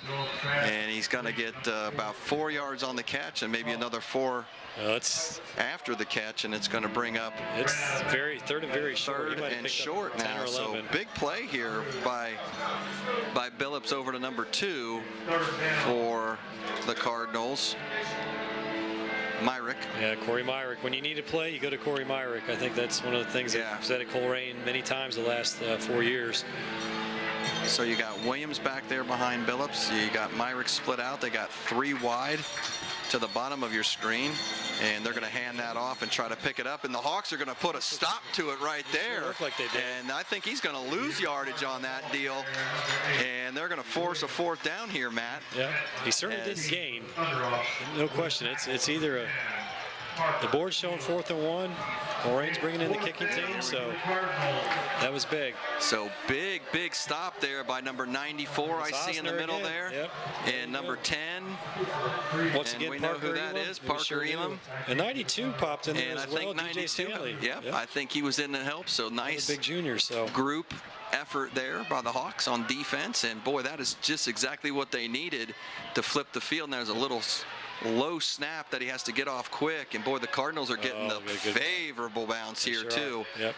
Still a good field position for the Hawks, but that was a great kick by Colerain, because they needed that. They were under their own goal, or in the shadows of their own goal post, and now Thunderhawks are the 38 or 36, so not too bad. But we were hoping for a shank. A lot of punters would have panicked there with a low snap there. He had to scoop it up off the ground. He still got a pretty good one off, and got a better roll than at the end there, as Connor Cruz was back for the Hawks for the return and just didn't have a chance to get up underneath that.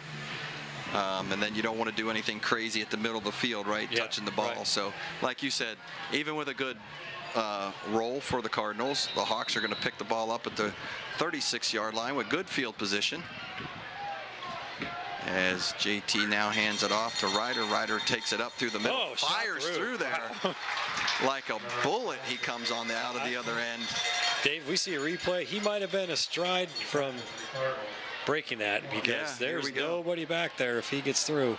Nice blocking up front, as we've been pointing out here. The tight end's doing the job, and just quite keep the feet. Yep, just couldn't keep his feet, because boy, if he comes out of there on his feet, he's gone. There's the old saying in sports, low man wins, and Ryder's got that because he has such great balance. He can play as low as he has to. Yeah, the nice toss over to Zion. Now he breaks one tackle, takes it down the middle, and he's going to get lots of yak after that catch and get another 1st down. And we haven't called his name enough this time, but we only first half, JT was 3 for 5, just 5 passes. So probably the low for the year passing wise. So kind of a set screen there. The big offensive lineman out in front there making away, and Zion takes advantage of it and moves the ball down. And we got a little laundry on the field again. Offsides on Colerain. It'll be 5 more yards for East. So move to 1st and 5. 1st and 5 is a wonderful thing. That is a great thing when you're on offense. Absolutely. You take 1st and 5 all day long. So that last play puts them over the midfield, and now with the penalty, they're marching into Colerain territory here, just inside the 40-yard line with a 1st and 5. So JT sets up in the shotgun, asks for the ball, fakes the handoff. And now he throws one out. Little miscommunication there, I think. Yeah, it looked like Derek might have lost his balance over there. Derek Jackson was the intended receiver. Jackson, yeah, he just because he was all of a sudden he wasn't 6'6". Yeah, so, exactly. And the ball sailing by, so I think he probably lost balance or just got knocked off his mark. So. And he was Kitna's favorite target there in that Fairfield game. Those two hooked up quite a bit, and I'd like to see him make a few more hookups here. Love to throw to the tight end as now he hands it off to Hook, and he's going to go forward. Picked up about 3. Looks like it's probably going to be about 3rd and 2, I think. So. Again, just beautiful night tonight, Matt. You know, the sun went down and it's cooled off, and just great night for football. I want to thank Westchester TV. Shout out to them. Hit them, like them. You know, the quality that they give at this level, just bar none. As our guys in the truck giving us the replays, and the cameramen, just phenomenal. And check them out for all sports. You know, we've got girls and boys soccer, volleyball going on. They cover it all, do a great job every time. And whether it's east or west, it's a great thing here in the community. Yeah, they do a great job. Really appreciate them. And they do that for both Lakota East and Lakota West. So Coach Kidna there racing down the sidelines, asking for a timeout. Saw something he didn't like and almost didn't get it in. He's screaming, jumping up and down. And he finally got his timeout called there. So you see Coach Kidna there and talking about him and what he's done here so far. Is, you know, the win-loss column doesn't show it, but he has definitely made a change, not only in this program, in the school, as Coach Adkins was saying, and in the community. So we appreciate him coming on board, and the reaction to the kids. Let's not discount it. Takes, you know, you can try to be selling, but the kids got to buy, right? Right, that's right. And the kids have bought in, and see just a lot of positive things here at Lakota East, and I think the wins will come as time goes on, and if you want to finish this year strong. This year's not over. They absolutely can finish with some wins here, get into the playoffs. You know, there's that, it's there for them. They keep improving every week. So that's the name of the game. But yeah, certainly like what you see and where things are going. Absolutely, and what I can hear off the field and what he's teaching kids other than X's and O's are just phenomenal. So here we go, big third down, Dave. Big third down here. So Coach gets the timeout, resets what he wants to see. Nice handoff, and there he goes. He's going to stumble inside the 5, and touchdown. Ryder Hook. And there goes those lights. Coach is working that index finger right now. What third down? That was 3rd and 4. Wasn't expecting that, but here comes Ryder Hooks again. But what a great little sidestep. If we see that jump step, let's look at this replay, Dave. Ryder sees it bounce, and wow. I mean, you can't teach that. No. That's who he is. This guy, I tell you. He is the junior James Brooks, man. I'm telling you, man. The kid, just look at him coming into your living room here. He is nonstop, going straight to the goal line. And, that jump step was all the difference, right? Yep. And Coach Kidna saw something, right? Whatever they had drawn up, he didn't like. Yep.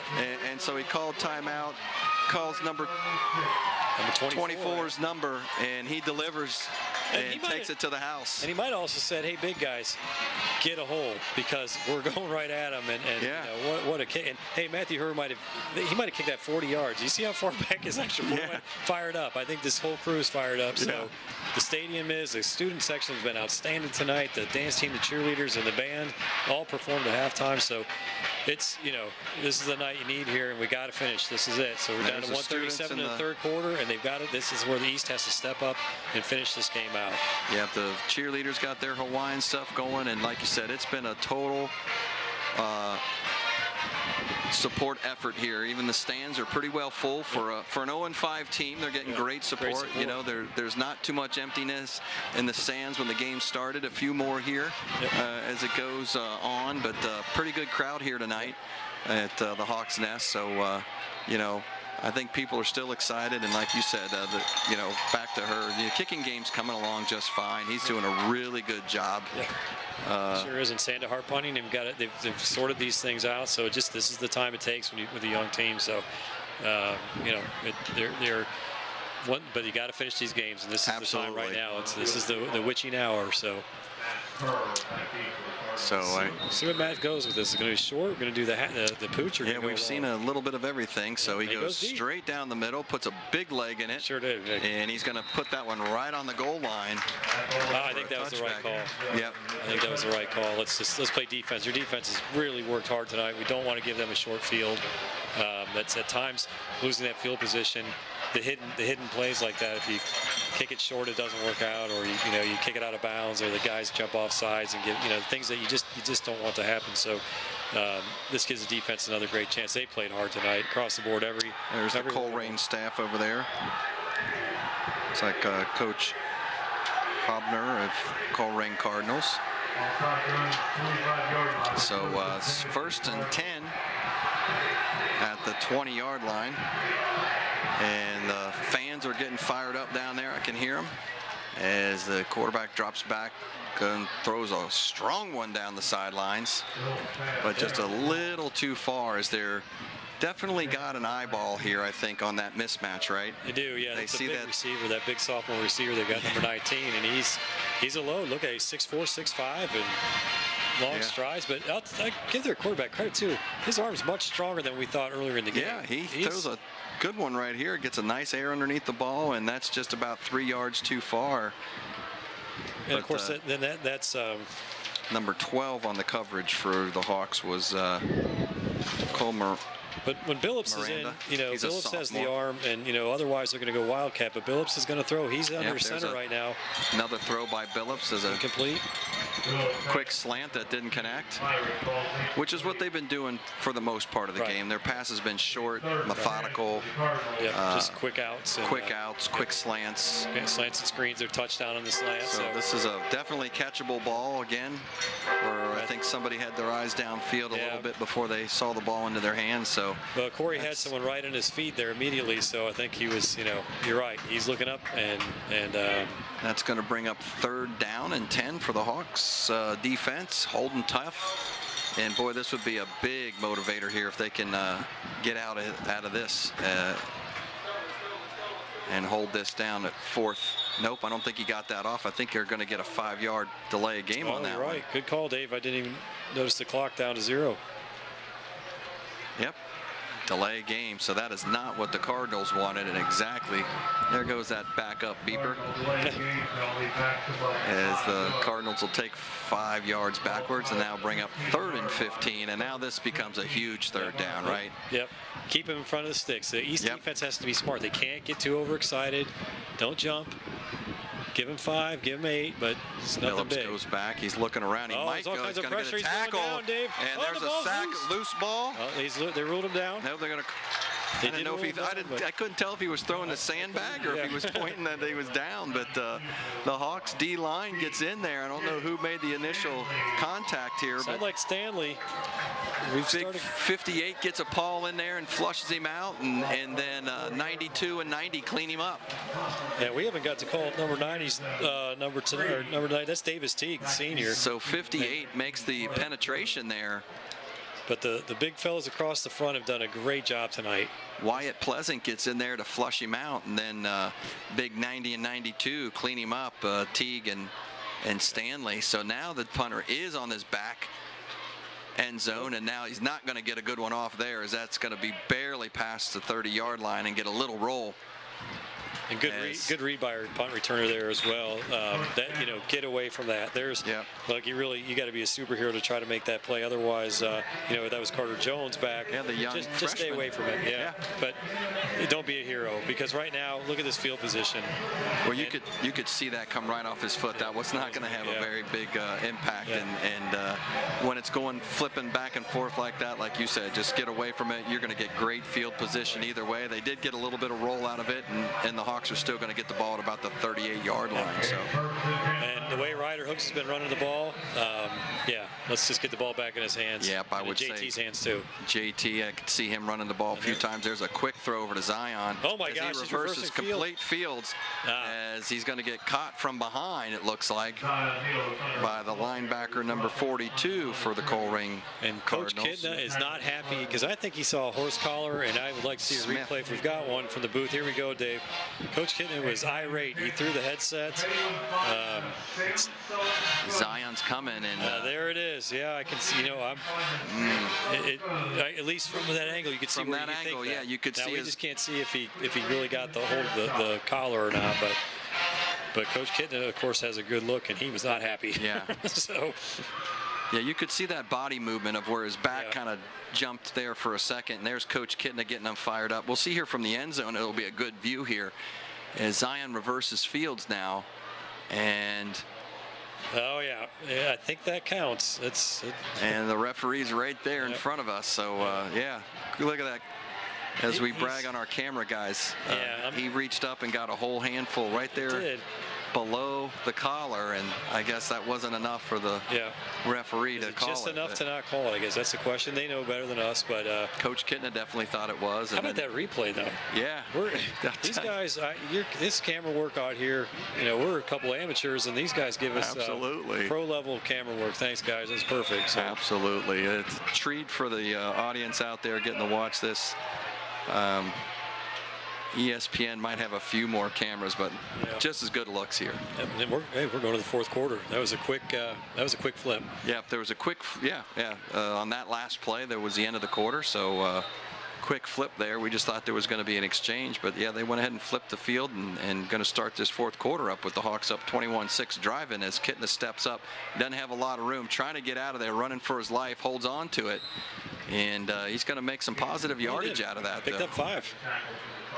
And these guys are trying to strip everything they can from every time, which Colerain has to do that. Absolutely. They're down 21-6. They've got to get a ball loose if they can. You can see they are just stripping and swinging and doing anything they can to get that ball loose. You see Big 51 took a whole paw across that, but JT tucked it strongly, so that's what we got to do right now. No turnovers. So double tight end set coming in here. As Ryder goes in motion and just false start on the Hawks. Didn't see it. I don't know if that was Ryder going in motion, but I didn't see it either. I didn't see anything moving. That was almost right down our line out of the press box here. Yeah. And see if there's anything. Yeah, the little jump right there, I think, by the lineman on the left tackle. Okay. I saw a little rock back and forth there, and the angle that the ref has is probably spot on it, you know, looking straight into that. So we gave it back, side, 3rd and 17. So what we picked up, the penalty taketh away, and JT's at midfield, makes one guy move, throws it over to Ryder, and he had a couple of guys coming at him and just took his eye off the ball for 1 second, or I think he'd have been off for some good positive yardage there. So Coach Kidna send the punt team on. I think we want to pin him back and play defense. So you'll see here just 1 second there where I think he heard some footsteps and people coming, and but knowing that was Ryder, he might have had something there. He would have. I think he would have had some good positive yardage there. As now Thunderhawks tries to go to that corner again, but comes up a little short. Right. But you know, and he's going to put it right about 20. Wow. Yeah, stop walking, Mr. Ref. Oh boy. Wow. Again. I don't know about that one either, but hey, that's where he thinks. I thought it was going to be about at the 24, 25 yard line is where it looked like it probably crossed the line there, because it bounced somewhere just right at the 20 or the 19. It did, yeah. But he gave him an extra 5, so up to the 30. 30-yard line looks pretty good for the Cardinals, as they've had their backs to their own end zone for most of the second half. So, but with 10:46 left, no excuses for the East defense. Yeah. So they'll start up at their 30-yard line and fake the handoff. Now he does hand it off. So again, that's Billups going to number 15 carried that this time, Dave. Yeah, that's a new one for us. Tristan Cornist. Yeah, Tristan Cornist, the 175-pound junior. So here the replay is looked like he was going to pitch it and then just kind of threw it in his stomach, and kind of a weird play, but they get good positive yardage out of that. So Colerain set up looking like they want to pass, and they'll hand it back off again, and they're going to get enough for the first down. And I think it's Cornist again. Cornist again. So he's a fresh back, and maybe that's fresh legs. They haven't seen him all night. Yeah. Williams has run. I mean, how many you cited his halftime stats? He was 2/3 or more of the offense. So you know, they probably need some fresh legs at this point. And like we said, they're a running team, so this shouldn't be a surprise to the Hawks defense at all as they go trip right. One tailback back there, and they're going to toss it to him again. Same guy. Oh, 3 in a row, and you fool me once, fool me twice, but you're not going to fool me 3 times, right? And that's I think that looks like it's Marvin Richter. Yeah. Yep. And Marvin's one of the seniors out here, has had a really nice year. Haven't called his numbers much tonight. Yeah, he gets off that block right there and just wraps him up and rolls him down. Yeah, Marvin gave him a little woodshed there, I think. Yeah, he did. Because to your point, he's like, not again. Yep. We're not doing this 3 times in a row. So that'll bring up second and about 12, 13, 14 in there. Second and 14. As Billups drops back, throws one right down the middle, and I think that might have skipped in. Yep.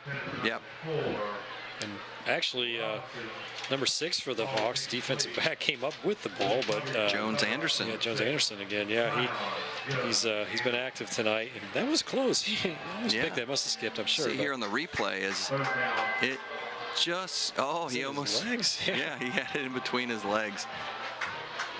So you'll see here coming right into your living room right here. Just it got tipped by.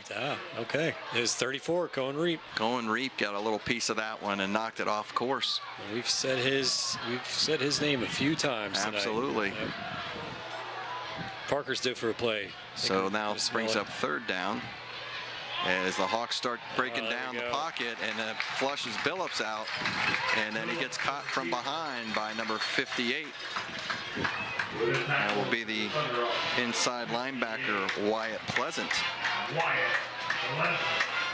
Yeah, and you know, Wyatt's one of those seniors you want to call out to this year because he's been in this program the whole way through. Yep. Done nothing but work hard, and he's made plays all season. And it's leadership. These seniors that are here have been through this. They are providing leadership to this program to help set the course. So about 4th and 12, and that's going to be all the Cardinals offense is going to see. They're going to go back to their punt. Another big punt here, but returnable, as I think that's the freshman back there going to have to turn the jets on. But he gets. Hey, that's going to draw. That's going to draw. Yep. Yeah.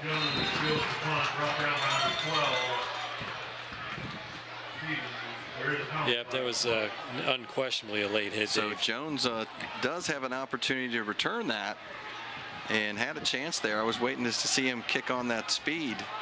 And it was a good play to run him down by Colerain, but then a bad play to tackle him twice, and that's going to turn into a positive 15 on top of the 5 he got. And you can see, Dave, there's just times where Colerain just has not been able to keep their composure in some areas. So 42 again. He's the one that caught Zion on that reverse field, and then boom, right here after the whistle's blown. Yeah.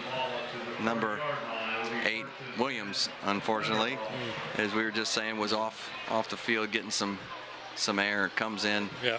Probably a little frustrated, down 21-6, and a whistle had blown, so the Hawks will move up to the 30-yard line and set up shop there, 1st and 10. Looks like they're checking the spot, or just. Yeah, I think the coach wanted an explanation over there. Yeah. And referee ran over, gave him a little info, and we'll get things set back up. In the I formation here. Yep, Kitna underneath center, hands that off to Ryder. Ryder bounces back. There's that jump step again. Wow. Boy, there didn't look like there was a lot there, and he picks up 6. Yeah, I thought that was going to be a barely a gain, if any, and Ryder Hook finds a way to find 6 yards. Here we go. Yeah. Matt, he gets in that hole and then does that jump, and then just explodes forward, and it's 3-4 Cardinals trying to take him down. We got a whistle right now, so I think we're resetting the play clock. Yeah. Yep, there we go. Back live. We're under 7:30 now, Dave, so the marker hasn't changed. It's 2nd and 10, but it's 2nd and 5. I'm not sure why the board hasn't changed. Definitely 2nd and 5, and maybe even 4, but it's, Hawks get a couple first downs here. They're definitely under control, and it's like somebody flinched up front. They're pointing at one of our tight ends. Yeah, I think they sold that one. I think I think Williams sold that. I don't know if I don't know that. I didn't see PJ move or I didn't see PJ move either. They're both next to each other. We'll We've got see the double here. tight end right set here. Oh, just a. Yeah, Williams is selling that one hard, man. He's selling that hard. He's like, you gave me 15, give me some of it back. So the East tight just barely rocked. I mean, that was the most smallest movement, twitch, but a movement nonetheless. So for 2nd and 10 now. As the Hawks come up with the running to Hooks on the right-hand side. So we got back to where we were about. So it's going to be about 3rd and 5 or so. 3rd and 5, 6 maybe. Yep. So, you know, these runs with Hooks now, right? Now as he keeps moving the ball forward, but, you know, clock, which is not going to become the Cardinals' friend, and it's going to be the Hawks' friend.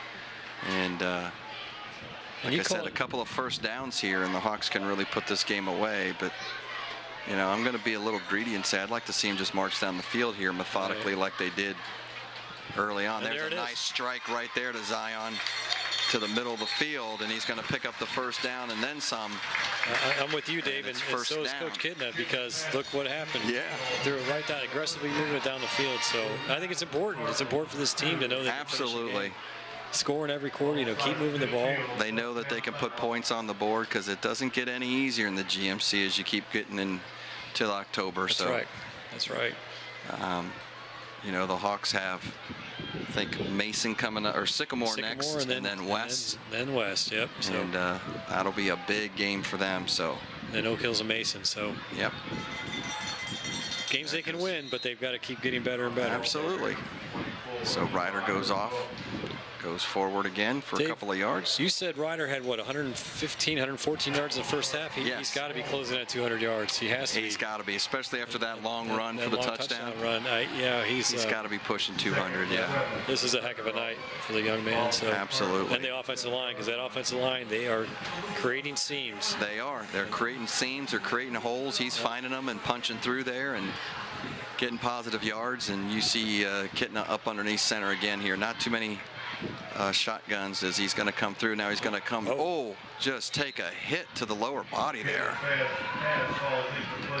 That was that number 9. Number 9. He is a hitter. This is the one that stopped Ryder in his track. That's Hayden Danielson. Yeah, we're going to see the replay here. He just read something because he just came through like a bullet right there, right? So maybe he's the read on JT, and when nobody was back there, boy, he's just coming. Yep.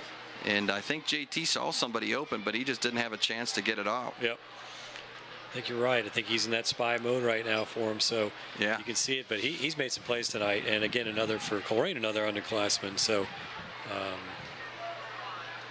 3rd and about 8 as JT does go in the shotgun. Looking around, trying to find somebody. Oh, he had the tight end right at the sticks. Just popped out of his hands. Boy, JT's got some velocity on that fastball, doesn't he? Yeah, PJ McFarland over there, and he's slapping himself right there. You can see that was on me. It's going to be a yard or two short. I think. Look at the replay here, and he was real close to the sticks. But so that's going to bring up 4th down now, and Sandahar is back there again as he puts one right down the side this time, and he gets a good kick. Let's see where they marked that at. And I'm going to see the referee way out of position up here. Holy cow. So they're marking about the 12 or 13. So good punt by Sandahar. Not bad. Yeah, that's So, yeah. And hey, you know, this Doing is a his game, job back there, right? at times we're very aggressive with a lot of things, and tonight I think you could see the defense is just ready to play, and I think Coach Kitten said, you guys, I'm riding you tonight. I'm riding this defensive line, Yep. the linebackers, the DBs, all of you together as a unit. They've just done a wonderful job. And if you think about it, it was a 2-yard touchdown drive off the turnover that they gave up in theory, Yeah. but they walled that up. They got that to 4th down, right? A couple of halftime scores around the GMC here. Princeton was up 14-7 over Oak Hills. Middletown 14-0 over Mason. West up 21-6 as we are here.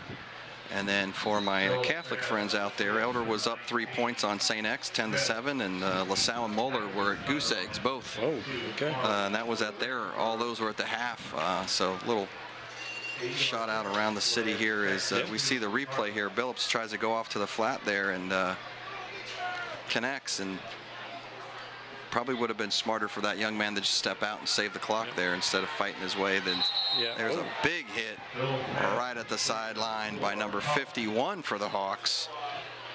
Looks like everybody's okay. That was a long throw, Zion Dave. You've mentioned this before. Yeah. He's on the right hash, and this all thing's the way across field. Yeah, and then 5 boom, yards out of bounds, and that was close to out. Real close. Yeah.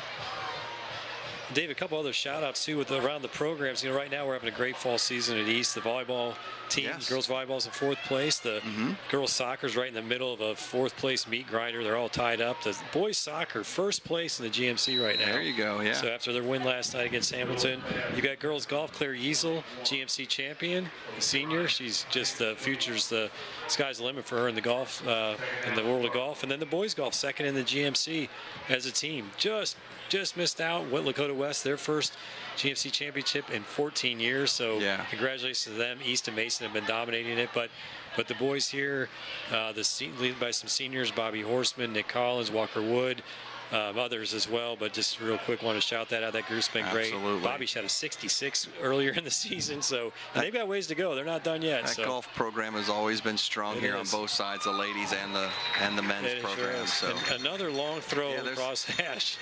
They're going to give him credit. I'm just waiting for one of these DBs to get hungry to get a pick here, because I'll tell you what, if they pick it, they're going to the house, because like you said, it's all the way across field. There's no other jerseys back there on that side. Yep.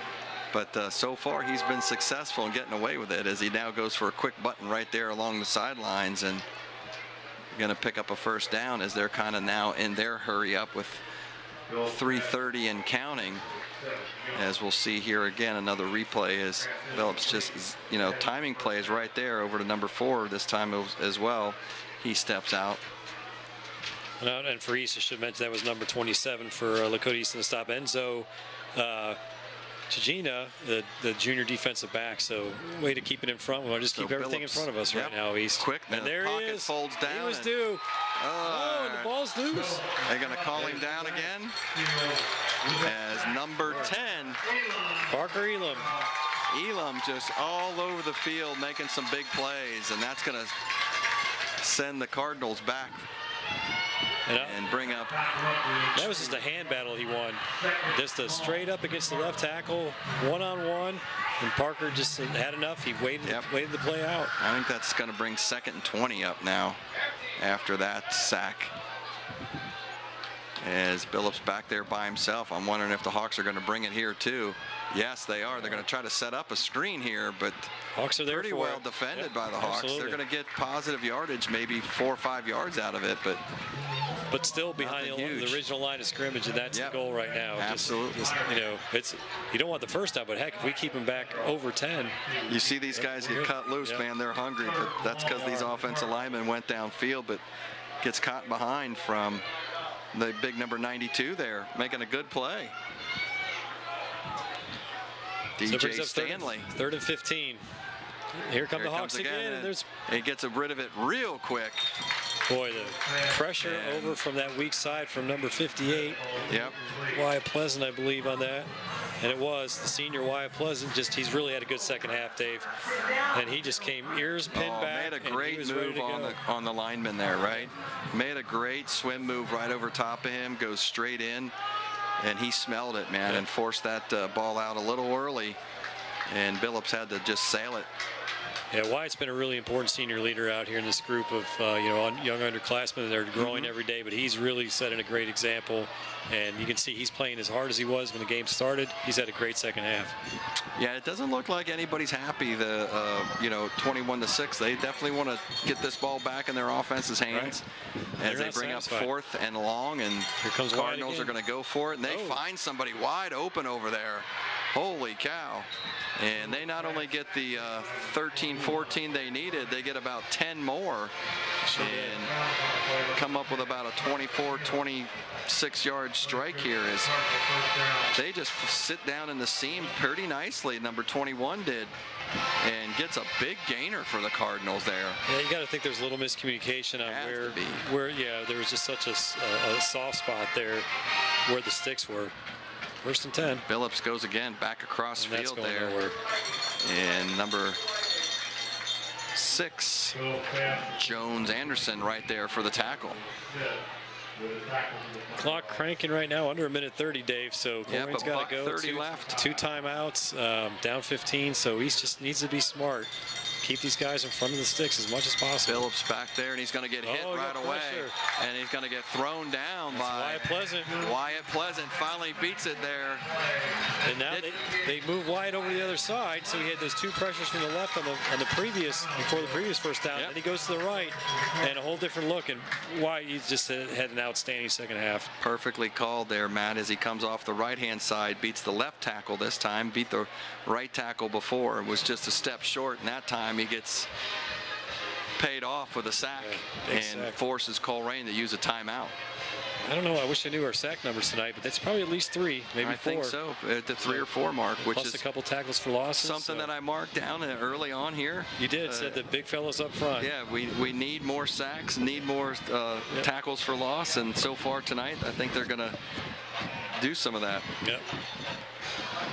And tonight Colerain brought a pretty good crowd. Actually, it's starting to thin out, but they've got their band here, full cheer squad. So it's been a good environment because they're having a tough season, obviously, as well. But it's good to see they still have the support, and they'll get it turned around. Yep. East is due for this. Just finish this game out. 1:08 left. Get this first victory and keep rolling because these guys they're improving every week, and you can see it. There's Pleasant there. They were showing him after his big sack. But Colerain, had a successful program for years and years and years, and now they're kind of rebuilding that. So we got a little pause here. I'm not for sure. It's not for any commercials being held up for on the fields. Yeah. We don't have any, no extracurricular. Nobody streaked on the field. No. Nobody's wrapped in plastic. I think the game clock had wound down a little too far. They're resetting to 1:11. Yep, they moved it back up. So 1:11 left on the game clock as man comes in motion. Billups back there again. He's going to be looking to throw for sure. Goes to the man in motion down the sidelines, and nothing there. Is number 12 there with that big club hand today.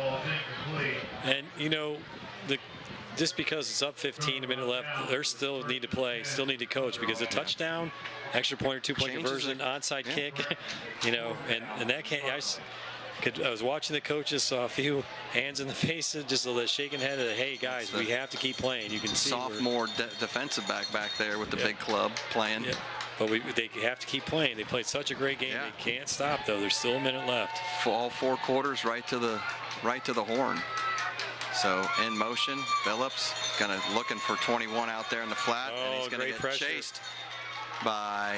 And that'll do it. Big number 10. That's going to do it. 4th down. Oh, flags are down though. Do we have a late hit? Some type of personal foul. We've got something happened over there. Something, but guess who was putting the pressure on the quarterback there? Definitely Wyatt Pleasant was one of them, and Parker I think maybe Elam. And Parker Elam, yep. I think it was coming from both directions. He's the one that flushed Billups on the run, and we got a penalty on the defense, so it looks like. And hit him, but that must have been downfield somewhere. Pass interference. Oh, that's going to give them an automatic first down. So I did not see that. Didn't either. If we can pull a replay on that, it was really out of the shot at the time. Must have been away from the throw, maybe deeper downfield. Here we'll see on the replay here. Trips on the right over there. There's Elam flushing him. Not. Oh, there it is back there. Okay. Yeah, not here where 21 is, where the ball was coming. It's further downfield right there where these two guys are. Yeah, you can argue it because he's getting held up where he's not to that spot, and he could have been there. So it's a good call by the refs. So that goes the Cardinals' way. They'll set up 1st and 10 at the 22-yard line. Just when the Hawks thought they were done. Oh, there's again. Wyatt Pleasant. Wow, he is just eating offensive linemen up right now and just flying in there. And Billups has had a long night back there. He drops back 1, 2, 3, and bam.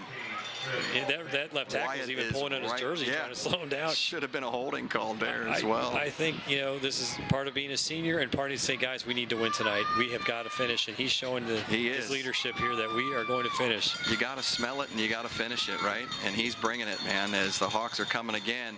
Sets up in that zone, and the Cardinal receivers have done a pretty good job of sitting down in front of that zone. That's right, and giving Billups an opportunity to throw the ball in there, and that's going to move the sticks and give him a first down. So still 49 seconds to go. Hopefully these Hawks can bend but not break here and keep them out of the end zone, as I would really like to keep this 21-6 with 41 seconds left, and the clock's running now after the first down. Billups back there all by himself as he throws that slant again, and it's going to get broken up this time. But that's exactly the same play they scored the touchdown and it was the same receiver, same everything, right? Yep, a sophomore who's at times has had, boy, he really said, like you said, they're sitting right down in that open spot. They're finding those spots. They've done a good job of that tonight. Something he still have to work on, and when they watch film. But he just took his eye off it. There you go. The Hawks Nest scoreboard. 21-6. Another great camera. 30 and a tick left. Come on, East, got to finish this up here, though. This is 4 quarters and 48 really like to see them keep them out of the end zone here in these last 30 seconds. So Billups all back there by himself. He's going to try to run for it, but guess who's going to reach up and grab him? I think the ball might have been loose on that. It was Parker Elam. Parker Elam comes from behind. And a fumble. They are going to call it a fumble. Wow. Well, that's going to do it. That's going to put the nail in the coffin here, right here, as he gets flushed out. And Parker Elam stays at home. And we'll see a great angle here from the end zone. Parker just reaches in there, ball's loose. And it's flying around. And he was on Parker. So when that happened, he was on top of Parker, which otherwise he would have been down. But he landed on top of the defender. The ball was still moving. So, boy, Parker Elam, Wyatt Pleasant, just two outstanding defensive players tonight. As much as we give the Stripes a hard time, they got it right. But, boy, our camera guys, right in there. They really got it right. Perfect. They really got it right. So shout out again, Westchester TV. Just like those guys.